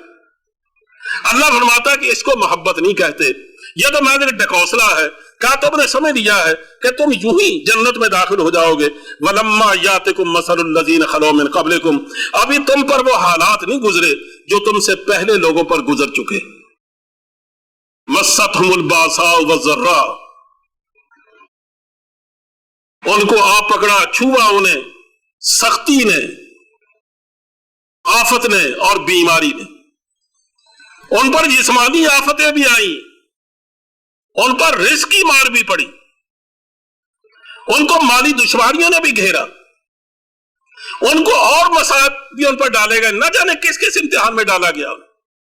حتیٰ کہ یہاں تک نوبت پہنچ گئی کہ وہ زلزلوا, وہ بری طرح ہلا ڈالے گئے. حتیٰ یقول الرسول, اور صرف وہی نہیں بلکہ ان کے ساتھ اللہ کے رسول بھی, وہ بھی بری طرح آزمائشوں میں ڈالے گئے. حتیٰ کہ رسول بھی والذین آمنوا, اور جو لوگ ان پر ایمان لائے تھے وہ بھی پکار اٹھے, متی نصر اللہ, کب آئے گی اللہ کی مدد. یا اللہ ہم تو اب تو معاملہ ہماری برداشت سے نکل گیا, ہم ان مصائب کو اب فیس نہیں کر سکتے, ہمارے جسم و جان میں وہ توانائی نہیں دی, نچوڑ ڈالا ان بدبختوں نے ہمیں. تیرا وعدہ ہے کہ تم اگر اس راستے میں استقامت دکھاؤ گے تو میں ضرور مدد کروں گا. یا اللہ ہم تو اپنے حد تک سب کچھ کر گزرے, وہ مدد کہاں ہے, کب آئے گی. یا ایک بات یاد رکھو, بعض لوگوں نے یہ سمجھا جب ایک آدمی کہتا متی نصر اللہ, کب آئے گی اللہ کی مدد, تو وہ سمجھتا شاید یہ سمجھا جاتا ہے کہ اسے اللہ کی مدد آنے کا یقین نہیں ہے. یہ معنی نہیں ہے اس کا. معنی اس کا یہ ہے کہ جب کسی کی والدہ یہ کہتی ہے نا بچے سے کہ بیٹے تم اگر اتنا آج ہوم ورک کر لو, اتنا پڑھ لو, اتنا جاگو, تو میں تمہیں یہ جو کچھ دوں گی. وہ بار بار کہتا امی دیکھو نا میں اتنا کام کر لیا, مجھے دیں آپ. وہ کہتے نہیں ابھی نہیں. وہ اور جاگتا اور پڑھتا, کہتے اب دے دیں, کہتے ابھی بھی نہیں. حتیٰ کہ ایک وقت آتا ہے جب وہ اپنی ماں کو پیٹنا شروع کر دیتا ہے, یعنی اسی کے گھٹنے پر ہاتھ مارتا ہے, جیسے دستک دیتا کہ امی آخر کب ملے گی وہ چیز، جی کب ملے گی وہ چیز جس کا آپ نے مجھ سے وعدہ کیا۔ اس کا مطلب یہ ہے کہ اسے شکایت یہ ہے کہ اس میں دیر ہو رہی ہے، یہ شکایت نہیں ہے کہ یہاں کے علاوہ کہیں سے ملے گی، وہ جانتا ملے گی یہیں سے۔ یہ دیکھو متاع نصر اللہ دستک دی جا رہی ہے، یہ ایک دستک ہے کہ یا اللہ ہم دیں گے دستک تیرے ہی دروازے پر، لیکن اس میں تاخیر تو نہیں ہونی چاہیے نا، اس لیے کہ اب ہمارے جسم و جان میں ہمت نہیں رہی، ہم کہاں تک مقابلہ کریں۔ اس کی بہترین مثال حضرت خباب کا واقعہ۔ حضرت صلی اللہ علیہ وسلم غالباً خانہ کعبہ کے سائے میں بیٹھے تھے، خباب کو اس نے بہت مارا بدبختوں نے، بری طرح آپ کو زخمی کر دیا گیا، نہ جانے شاید ان کو جلتے ہوئے انگاروں پر بھی لٹایا جاتا تھا، ہو سکتا ہے اس دن انگاروں پہ لٹایا گیا، تو آپ اندازہ کر سکتے ان کا کیا حال ہوگا۔ وہ حضور کو تلاش کرتے ہوئے جب وہاں پہنچے اور آ کر دیکھا کہ حضور تشریف فرما ہے، تو صحابہ کو پیار تو اس سے کہیں زیادہ تھا نا جتنا بچے اپنی ماں سے پیار کرتے، سامنے آتے بیٹھتے پھٹ پڑے، آنکھوں سے آنسو جاری ہو گئے اور ضبط نہیں ہو رہا تھا۔ آخر کہنے لگے کہ حضور اللہ کی مدد کب آئے گی، آپ اللہ سے ان بدبختوں کے بارے میں دعا کیوں نہیں فرماتے؟ یہ دیکھیے اب تو میرے جسم و جان میں مارے کھانے کی ہمت نہیں رہی، کب تک میں آخر اپنا ماس چلاؤں؟ میرے جسم پر ماس کا نشان تک نہیں رہا، ہڈیوں کی چونٹ کے سوا کوئی چیز باقی نہیں رہی، تو کیسے چلوں میں اب انگاروں پہ لیٹ کر؟ آپ ان کے لیے بد دعا فرمائیں۔ اندازہ فرمائے حضور نے بجائے اس کے کہ آپ بد دعا کے لیے ہاتھ اٹھاتے، حدیث میں آتا حضور کا چہرہ غصے سے تمتما اٹھا، اور اس کے بعد حضور نے یہی بات فرمائی، فرمایا خباب اب یہ وقت نہیں آیا جو پہلی امتوں پہ گزر چکا، زندہ حالت میں لوہے کی کنگیوں سے ان کا ماس نوچ ڈالا گیا ان کی ہڈیوں سے، لیکن انہوں نے اللہ سے شکایت نہیں کی، بالآخر اللہ کی مدد آ گئی۔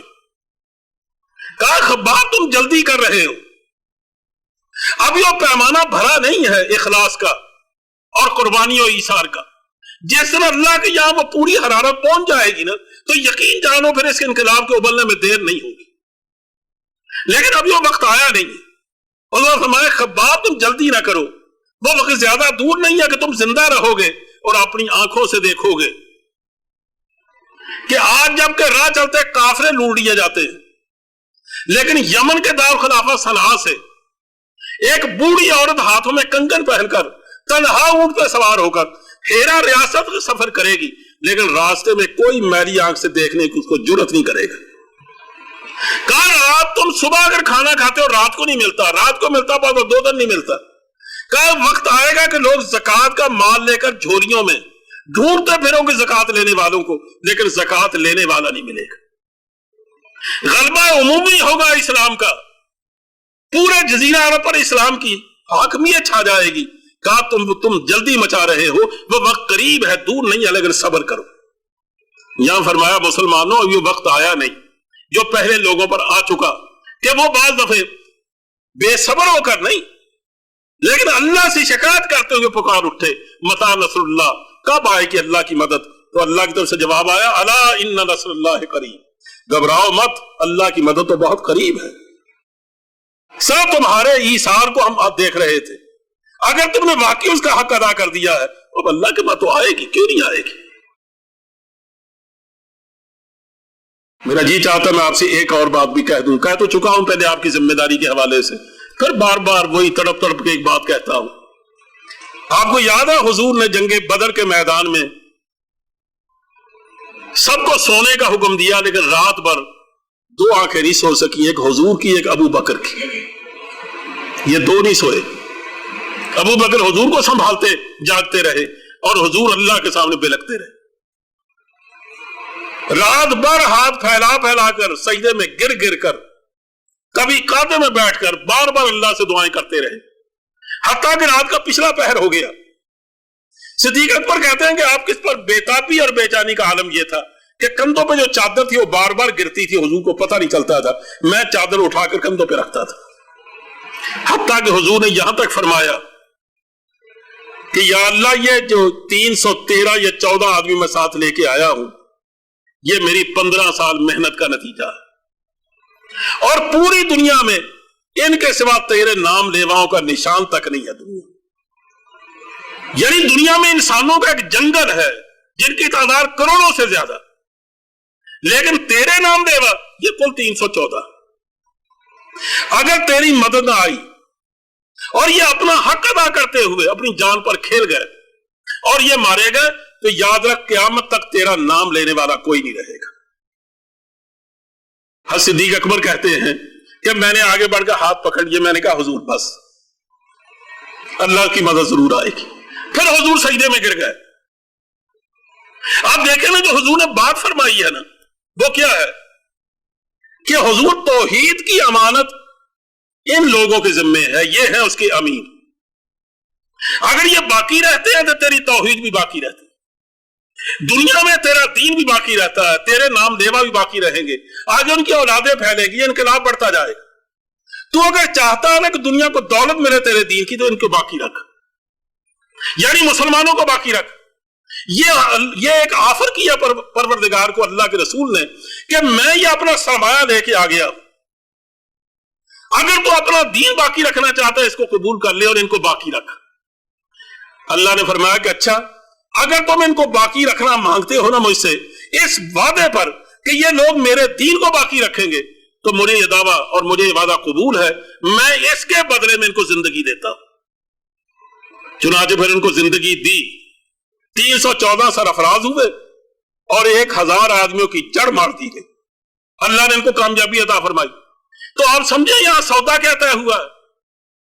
سودا یہ ہے کہ اس امت کے لوگوں، اگر تم میرے دین کے لیے مرنے کے تیار ہونا، اور ہر میدان جنگ تمہاری قوت کا امتحان ہے، اور تم اگر اس میں آ کر کھڑے ہو جاؤ اور اپنی پوری قوتیں سمیٹ کر یہ کہہ دو کہ یا اللہ ہم تیرے لیے ہیں، جو چاہے ہمیں جہاں چاہے ہمیں آزما لے، ہم صرف تیرے چاکر ہیں، تیرے فوجدار ہیں، تیرے سپاہی ہیں، کہ اگر تم میرے ہونے کا اعلان کر کے اس میں مخلص ثابت ہو جاؤ تو میرا وعدہ ہے میں تمہیں مرنے نہیں دوں گا، میں تمہیں زندگی دوں گا۔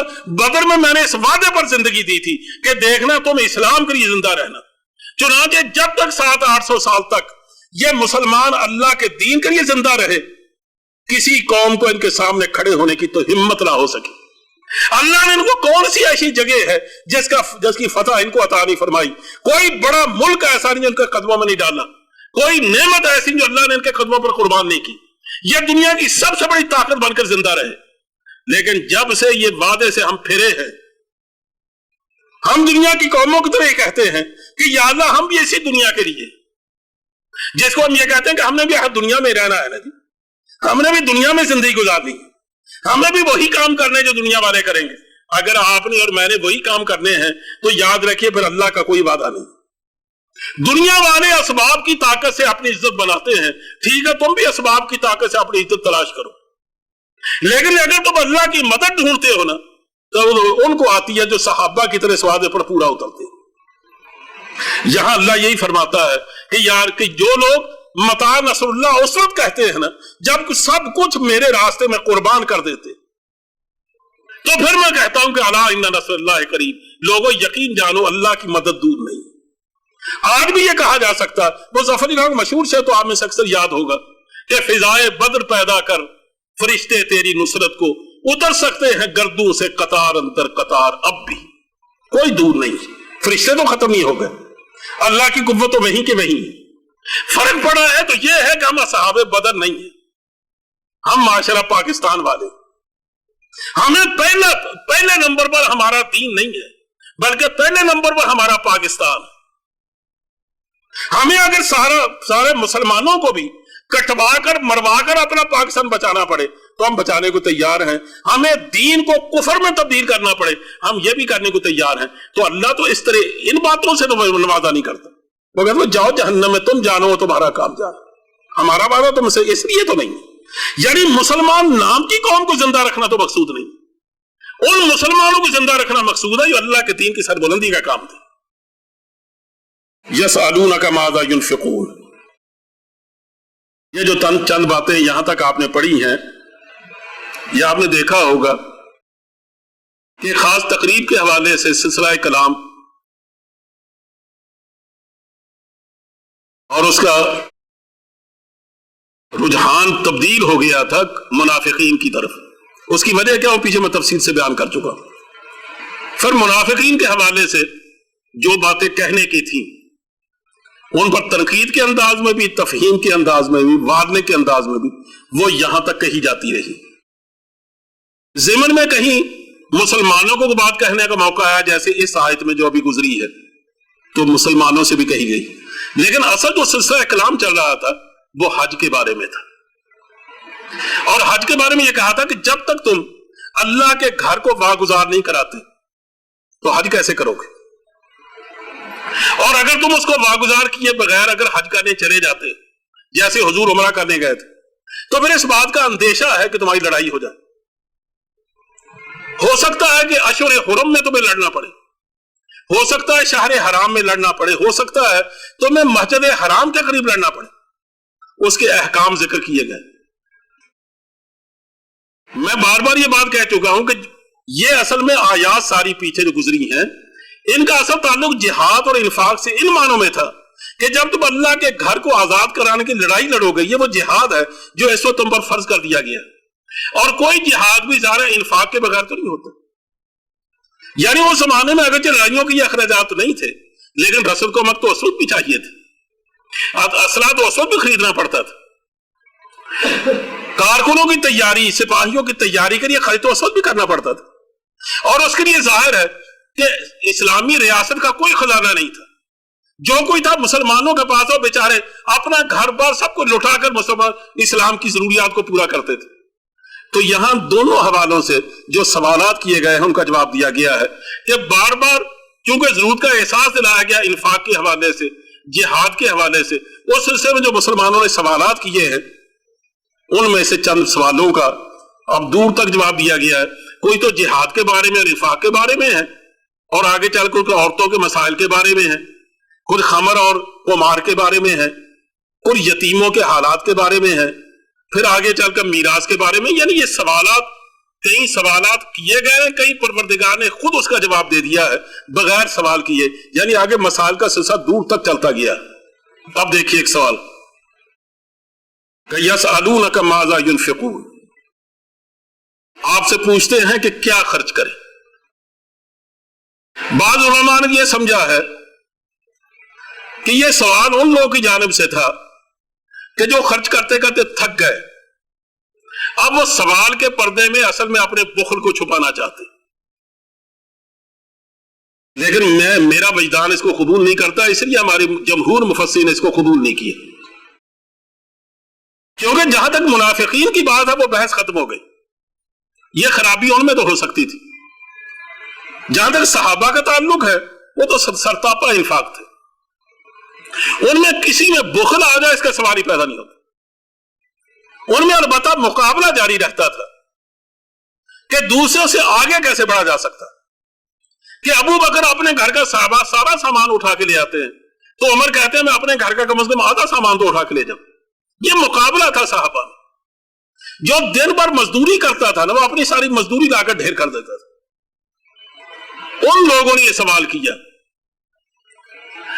اور یہ عام مسلمانوں کی طرف سے بھی ہوا ہوگا، ضرورت مندوں کی جانب سے بھی. اور یہ حدیث میں آتا ہے کہ عمر بن جموح نے یہ سوال کیا، لیکن تنہا ان کی طرف سے نہیں ہے بلکہ لگتا ہے کہ بہت سارے مسلمانوں کی جانب سے. سوال کی نوعیت یہ معلوم ہوتی ہے کہ چونکہ ان کو یہ بتایا گیا کہ تم پر جہاد فرض ہو گیا ہے اللہ کے گھر کو آزاد کرانے کا. اب یہ جہاد اتنا پاکیزہ اور اتنا جذباتی انداز لیے ہوئے تھا کہ مسلمانوں نے سر در کی قربانی لگا دی، انفاق کی حد تک بھی، جذبات کی حد تک بھی، کہ کسی طرح اللہ کے گھر کو آزاد کرا لے. لیکن اور اس کا نتیجہ یہ ہوا کہ ان کی جو ذمہ داریاں تھیں اخراجات کے حوالے سے، ان میں سے بہت ساری ذمہ داریوں سے وہ نظر انداز کر گئے. بس یتیم بچے ہیں، کچھ مسکین ہیں، بیوہ عورتیں ہیں، بوڑھے ماں باپ ہیں. وہ یہ سوچتا تھا کہ ان کا خرچ بچا کر بھی حضور کو جا کے دے دے.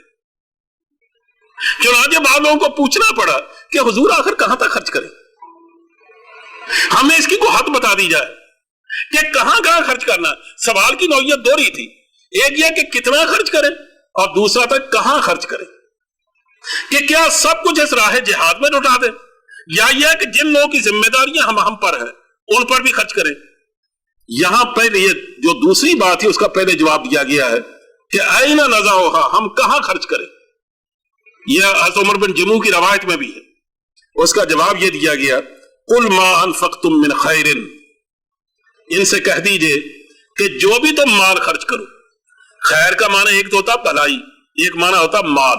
اللہ نے مال کو بھی خیر سے تعبیر کیا، کہا جو مال بھی تم خرچ کرو اس میں سب سے پہلے جن لوگوں کا حق ہے وہ ہے فللوالدین. سب سے پہلے والدین کی ضرورت کو دیکھو، اس کے بعد ہے اقربین، اقربا کو دیکھو، قریبی دار رشتہ داروں کو، اس کے بعد یتیموں کو دیکھو، مسکینوں کو دیکھو، مسافروں کو دیکھو. یہ ہیں جو تمہاری توجہ کے سب سے پہلے مستحق. اس میں ایک بات تو فوراً آپ کے ذہن میں آ جانی چاہیے، اگر نہیں آئی تو میں عرض کر دیتا ہوں. آپ جانتے ہیں کہ زکوٰۃ والدین کو نہیں دی جا سکتی. یعنی والدین غریب ہوں تو آپ اپنی روٹی، اپنا پیٹ کاٹ کر ان کو دینے کے پابند ہیں، زکوٰۃ نہیں دے سکتے. آپ اپنی ضروریات میں ان کی ضروریات کو شامل کیجیے. آپ کو ان کا مکلف بنایا گیا ہے، آپ پابند ہیں ان کے. یہ نہیں کہ آپ کہیں چلیے میں زکوٰۃ نکالی ہوں اپنے ماں باپ کو دیتا ہوں. ماں باپ کو زکوٰۃ دینے سے ادا نہیں ہوتی. یہاں سب سے پہلے فللوالدین کہا گیا. اس کا مطلب یہ ہے کہ یہاں یہ نہیں پوچھا جا رہا زکوٰۃ کہاں دیں، یہاں پوچھا جا رہا کہ زکوٰۃ کے علاوہ جو ہم اللہ کے راستے میں خرچ کرنا چاہتے ہیں اس کا مصرف کون. اس کا مصرف ایک تو جہاد ہے، لیکن اس کے علاوہ انسانوں میں، ضرورت مندوں میں سب سے پہلے والدین کو دیکھو کہ تم نے ان کی ضرورت پوری کی ہے. اس کا مطلب ہے جو آدمی والدین کی ضرورتیں پوری کرتا ہے، ساتھ اس کا یہ بھی نیت کر لیتا ہے کہ میں اللہ کے راستے میں دیتا ہوں، تو یاد رکھے ایک تو والدین کی ذمہ داری سے عہدہ برا ہو جائے گا، دوسرا اللہ کے راستے میں دینے کا اس کو ثواب بھی ملے گا. یہ علماء نے دوہرے اجر کی بات کی. اور اس کے بعد باقی جتنے لوگ ہیں وہ پیچھے آیت گزر چکی ہے، یا شاید سورہ نساء میں گزری ہے، مجھے صحیح یاد نہیں ہے. یہ کئی دفعے ان کے حوالے سے میں گفتگو کر چکا ہوں. دوسری بات فرمائی وَمَا تَفْعَلُوا مِنْ خَيْرٍ فَإِنَّ اللَّهَ بِهِ عَلِيمٌ. یہ تو وہ ہے نا جن کی ضروریات میں تم سب سے پہلے دیکھو کہ ان کی کسی کی ضرورت رکنی نہیں چاہیے. یہ تمہارے معاشرے کے وہ حصے ہیں، وہ افراد ہیں جو بہرحال تمہاری ذمہ داری.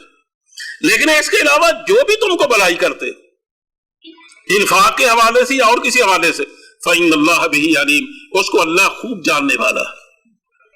جب خوب جانتا ہے تو اجر بھی دے گا، اور جب اجر دے گا تو 10 گنا دینے کا تو اس کا عام اصول ہے. جب زیادہ اخلاص استعمال کیا جائے تو 700 گنا دینا بھی اس کا اصول ہے. اور اگر آدمی اخلاص میں انتہا کر دے تو وہ نوازنے میں انتہا کر دیتا ہے، پھر وہ اتنا دیتا ہے جس کا حد و شمار ہی کوئی نہیں. اس کے پیمانے تو اس سے تنگ نہیں پڑتے، ہمارے پیمانے میں اس کی گنجائش نہیں رہتی کہ ہم اس کو ناپ تول سکیں. ایک حدیث میں آتا ہے کہ بعد میں ایک نیکی کے بدلے میں 30 لاکھ گنا اجر دیا جاتا ہے. لیکن یہ بھی ایک پیمانہ ہے، 30 لاکھ بھی تو ایک پیمانہ ہے. اللہ فرماتا ہے بعد میں ہم بے حساب دیتے ہیں. بے حساب کا مطلب یہ تمہارے پیمانے ٹوٹ جائیں گے، اس میں تم نہیں گن سکتے انہیں. تو جب آدمی کو یہ یقین ہو کہ میں جو بھی دوں گا اللہ اس کو جانتا ہے اور اللہ اس کے عطا کرنے میں بخل سے کام نہیں لیتا، تو پھر مجھے بھی تو بخل سے کام نہیں لینا چاہیے. میں کیا بخل سے کام لوں؟ جب اللہ دینے میں ہاتھ نہیں روکتا تو میں دینے میں ہاتھ کیوں روکوں؟ ایک اس کا مفہوم بعض لوگ اور بھی بیان کرتے ہیں کہ تم پوچھتے ہو کہاں خرچ کریں یا کیا خرچ کریں. بات یہ ہے کہ تم جو بھی خرچ کرتے ہو تم بیت المال میں دیتے ہو، تو بیت المال میں جو کچھ جاتا ہے وہ اصلاً جاتا کہاں؟ بیت المال مسلمانوں کا وہ کن کے لیے ہوتا ہے؟ خود ضرورت مند مسلمانوں کے لیے. یعنی تمہارے رشتہ دار، تمہاری گھروں کے یتیم، تمہارے گھروں میں پالنے والے مسکین، اس سے تمہارے قرب و جوار میں رہنے والے لوگ، انہی کی ضرورتوں پر وہ بیت المال کا سرمایہ استعمال ہوتا ہے. تو تم تو بظاہر حکومت کو دیتے ہو، لیکن حکومت جب ان ضرورت مندوں کو استعمال کرتی، ان ضرورت مندوں پر استعمال کرتی ہے جو تمہارے اپنے ہیں، تو اس کا مطلب یہ ہاتھ بدل کر گیا تو ان کے پاس ہی نہیں. تو اس کا مطلب یہ کہ تم اپنے اوپر ہی خرچ کرتے ہو، کسی اور پر تو نہیں کرتے. اس میں اور دل کھول کے دینا چاہیے کہ جب وہ پلٹ کے میرے اپنوں کی طرف آئے گا تو مجھے اس میں میرے ہاتھ کو کیوں روکنا؟ یہی بات ہے جس کو حضرت صلی اللہ علیہ وسلم نے دوسرے انداز سے فرمایا، اور ماں کہ ناخذ من اغنیائہم ونرد علی فقرائہم، ہم ان کے امیروں سے لیتے ہیں، ان کے غریبوں پر تقسیم کر دیتے، یعنی جس قوم سے جس گروہ سے لیتے ہیں ان کے امیروں سے ہیں، صرف یہ کہ ہاتھ بدلتا ہے نا، بجائے اس کو خود دیں، ہم اجتماعی شکل میں اس کو ایک طریقے سے تقسیم کرتے ہیں، تو رہتا تو تمہارے اپنوں میں ہی ہے۔ وما تفعلوا من خير فإن الله به عليم كتب عليكم القتال وهو كره لكم وعسى أن تكرهوا شيئا وهو خير لكم وعسى أن تحبوا شيئا وهو شر لكم والله يعلم وأنتم لا تعلمون۔ میں عرض کر چکا ہوں کہ اصل موضوعات تو اس کے انفاق اور جہاد ہیں۔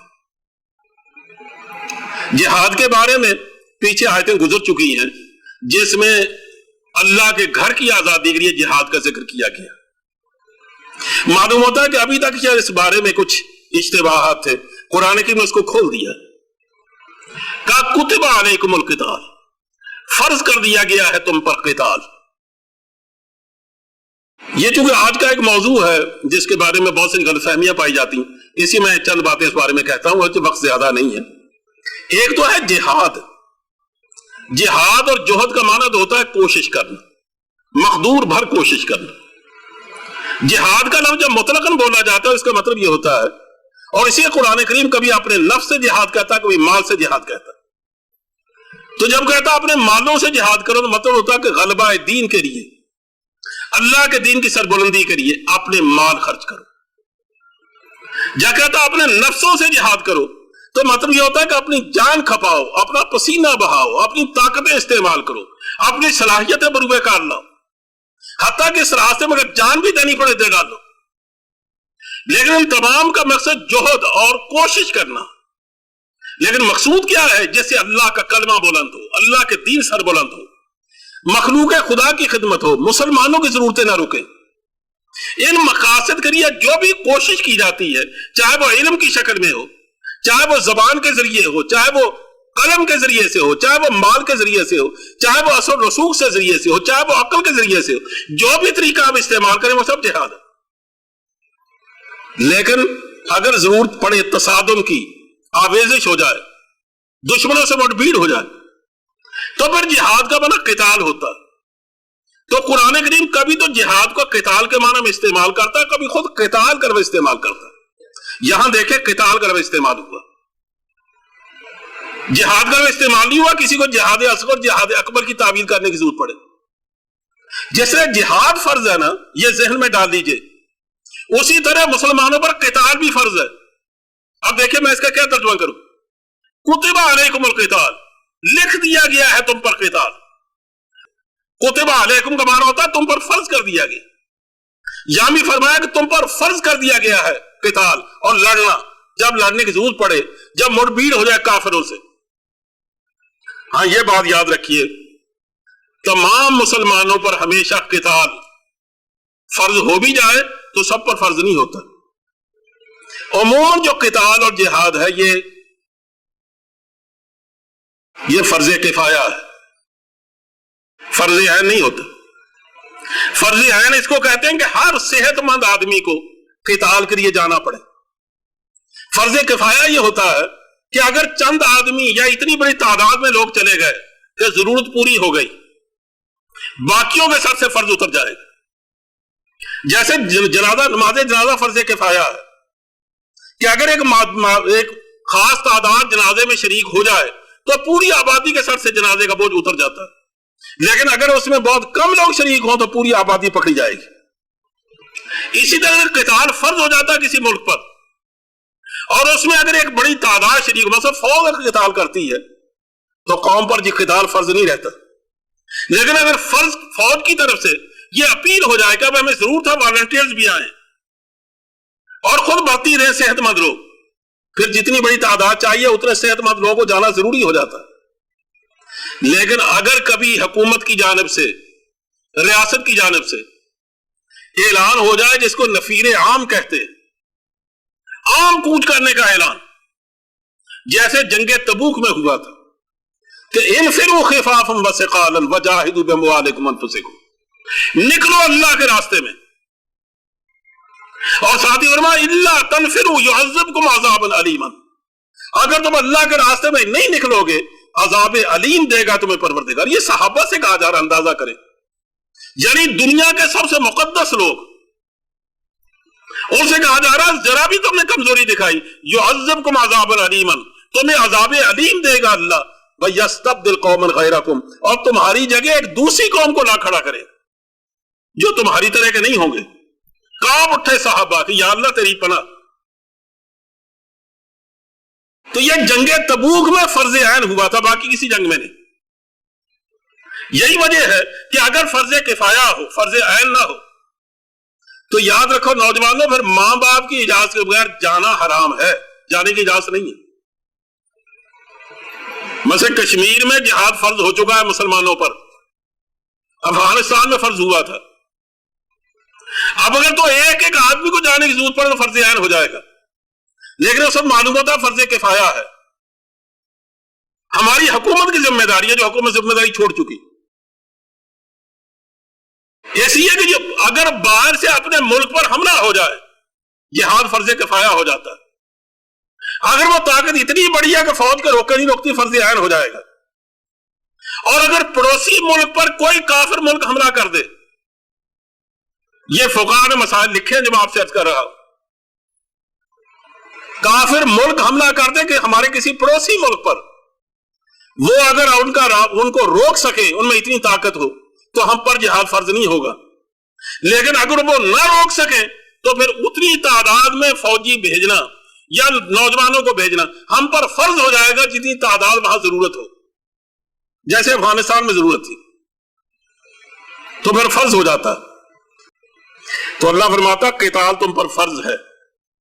جب ہو جائے فرض کفایہ ہو تو وہ بھی ذمہ داری ہے، فرض عین ہو جائے تو پھر تو سب کی ذمہ داری وہ اللہ نے تم پر فرض کر دیا ہے.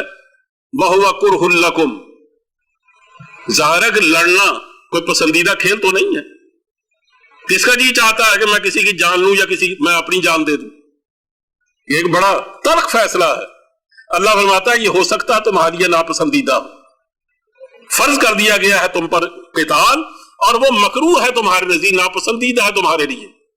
وَعَسَىٰ أَن تَكْرَهُوا شَيْئًا، کا ہو سکتا ہے ایک چیز تمہارے لیے ناپسندیدہ ہو، وَهُوَ خَيْرٌ لَكُمْ، اور تمہارے لیے بہتر ہو.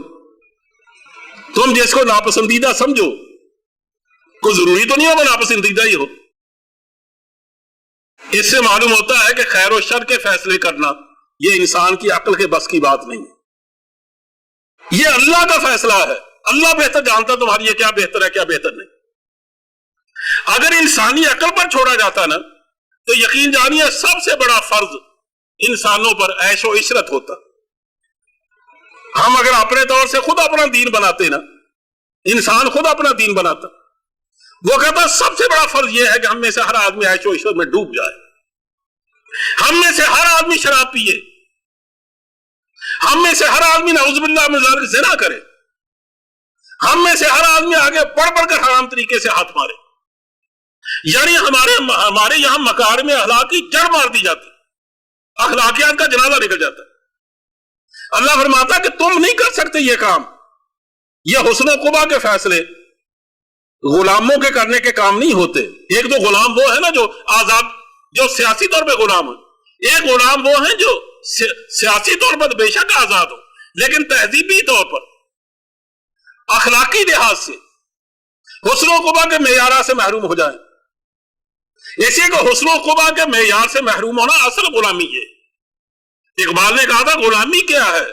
ذوق حسن و زیبائی سے محرومی، جسے زیبا کہیں آزاد بندے ہے وہی زیبا. اسی کا تم نہیں جانتے کہ اچھائی کیا ہے برائی کیا ہے، کیا تمہارے لیے بہتر ہے کیا تمہارے لیے بہتر نہیں. ایک اور جگہ فارسی میں اقبال نے کہا کہ آدمی اندر جہان خیر و شر کم شناست نفع خود را از ضرر. اس خیر و شر کی دنیا میں انسان نفع و ضرر کا فیصلہ نہیں کر سکتا. اسی اللہ نے کہا یہ فیصلہ ہے بڑا تلخ، لیکن تم جانتے نہیں اسی تلخیوں میں تمہاری اللہ نے خیر کا پہلو رکھا. تو کہا ہو سکتا ہے کہ یہ تمہیں جو چیز بری لگے وہ تمہاری بہتر ہو. وَعَسَىٰ أَن تُحِبُّوا شَيْئًا، اور ہو سکتا ہے کہ ایک چیز تمہیں اچھی لگے، وَهُوَ شَرٌّ لَكُمْ، وہ تمہارے لیے بری ہو، وَاللَّهُ يَعْلَمُ وَأَنْتُمْ لَا تَعْلَمُونَ، اور اللہ جانتا ہے اور تم نہیں جانتے۔ اس سے بہتر ہے کہ اپنے علم پر اکتفا کرنے کی بجائے اللہ کے علم پر بھروسہ کرو۔ تمہارا علم مفادات کا غلام ہے، خواہشات کا اسیر ہے، جذبات نے اس کو اپاہج بنا رکھا ہے۔ تم مختلف عوارض کا شکار ہو جاتے ہو، کبھی ڈر جاتے ہو، کبھی غصے کا شکار ہو جاتے ہو، کبھی کسی معوف لمحے کا شکار، کبھی کسی کا۔ اللہ کی وہ ذات ہے کہ جس کے علم میں نہ تو ناتمامی ہے، نہ نارسائی ہے، نہ اس کا علم مفادات کا شکار ہوتا، نہ اس کو جذبات گھیرتے، اس کا علم خالص ہے اور بے کراں ہے۔ اس میں کہیں بھی ایسا شائبہ تک نہیں ہو سکتا کہ کسی گروہ کی وہ رعایت کرے، کسی کا نقصان کر دے۔ اس لیے تمہیں بھروسہ اس کے علم پر کرنا چاہیے، اپنے علم پر نہیں۔ اس کے علم پر بھروسہ کرو گے تو وہ علم کہاں ہے؟ وہ اس کتاب میں اور اللہ کے نبی کی سنت میں۔ اللہ ہمیں اس پر عمل کرنے کی توفیق عطا فرمائے۔ وقت ہو گیا ہے۔ وآخر دعوانا الحمدللہ رب العالمین۔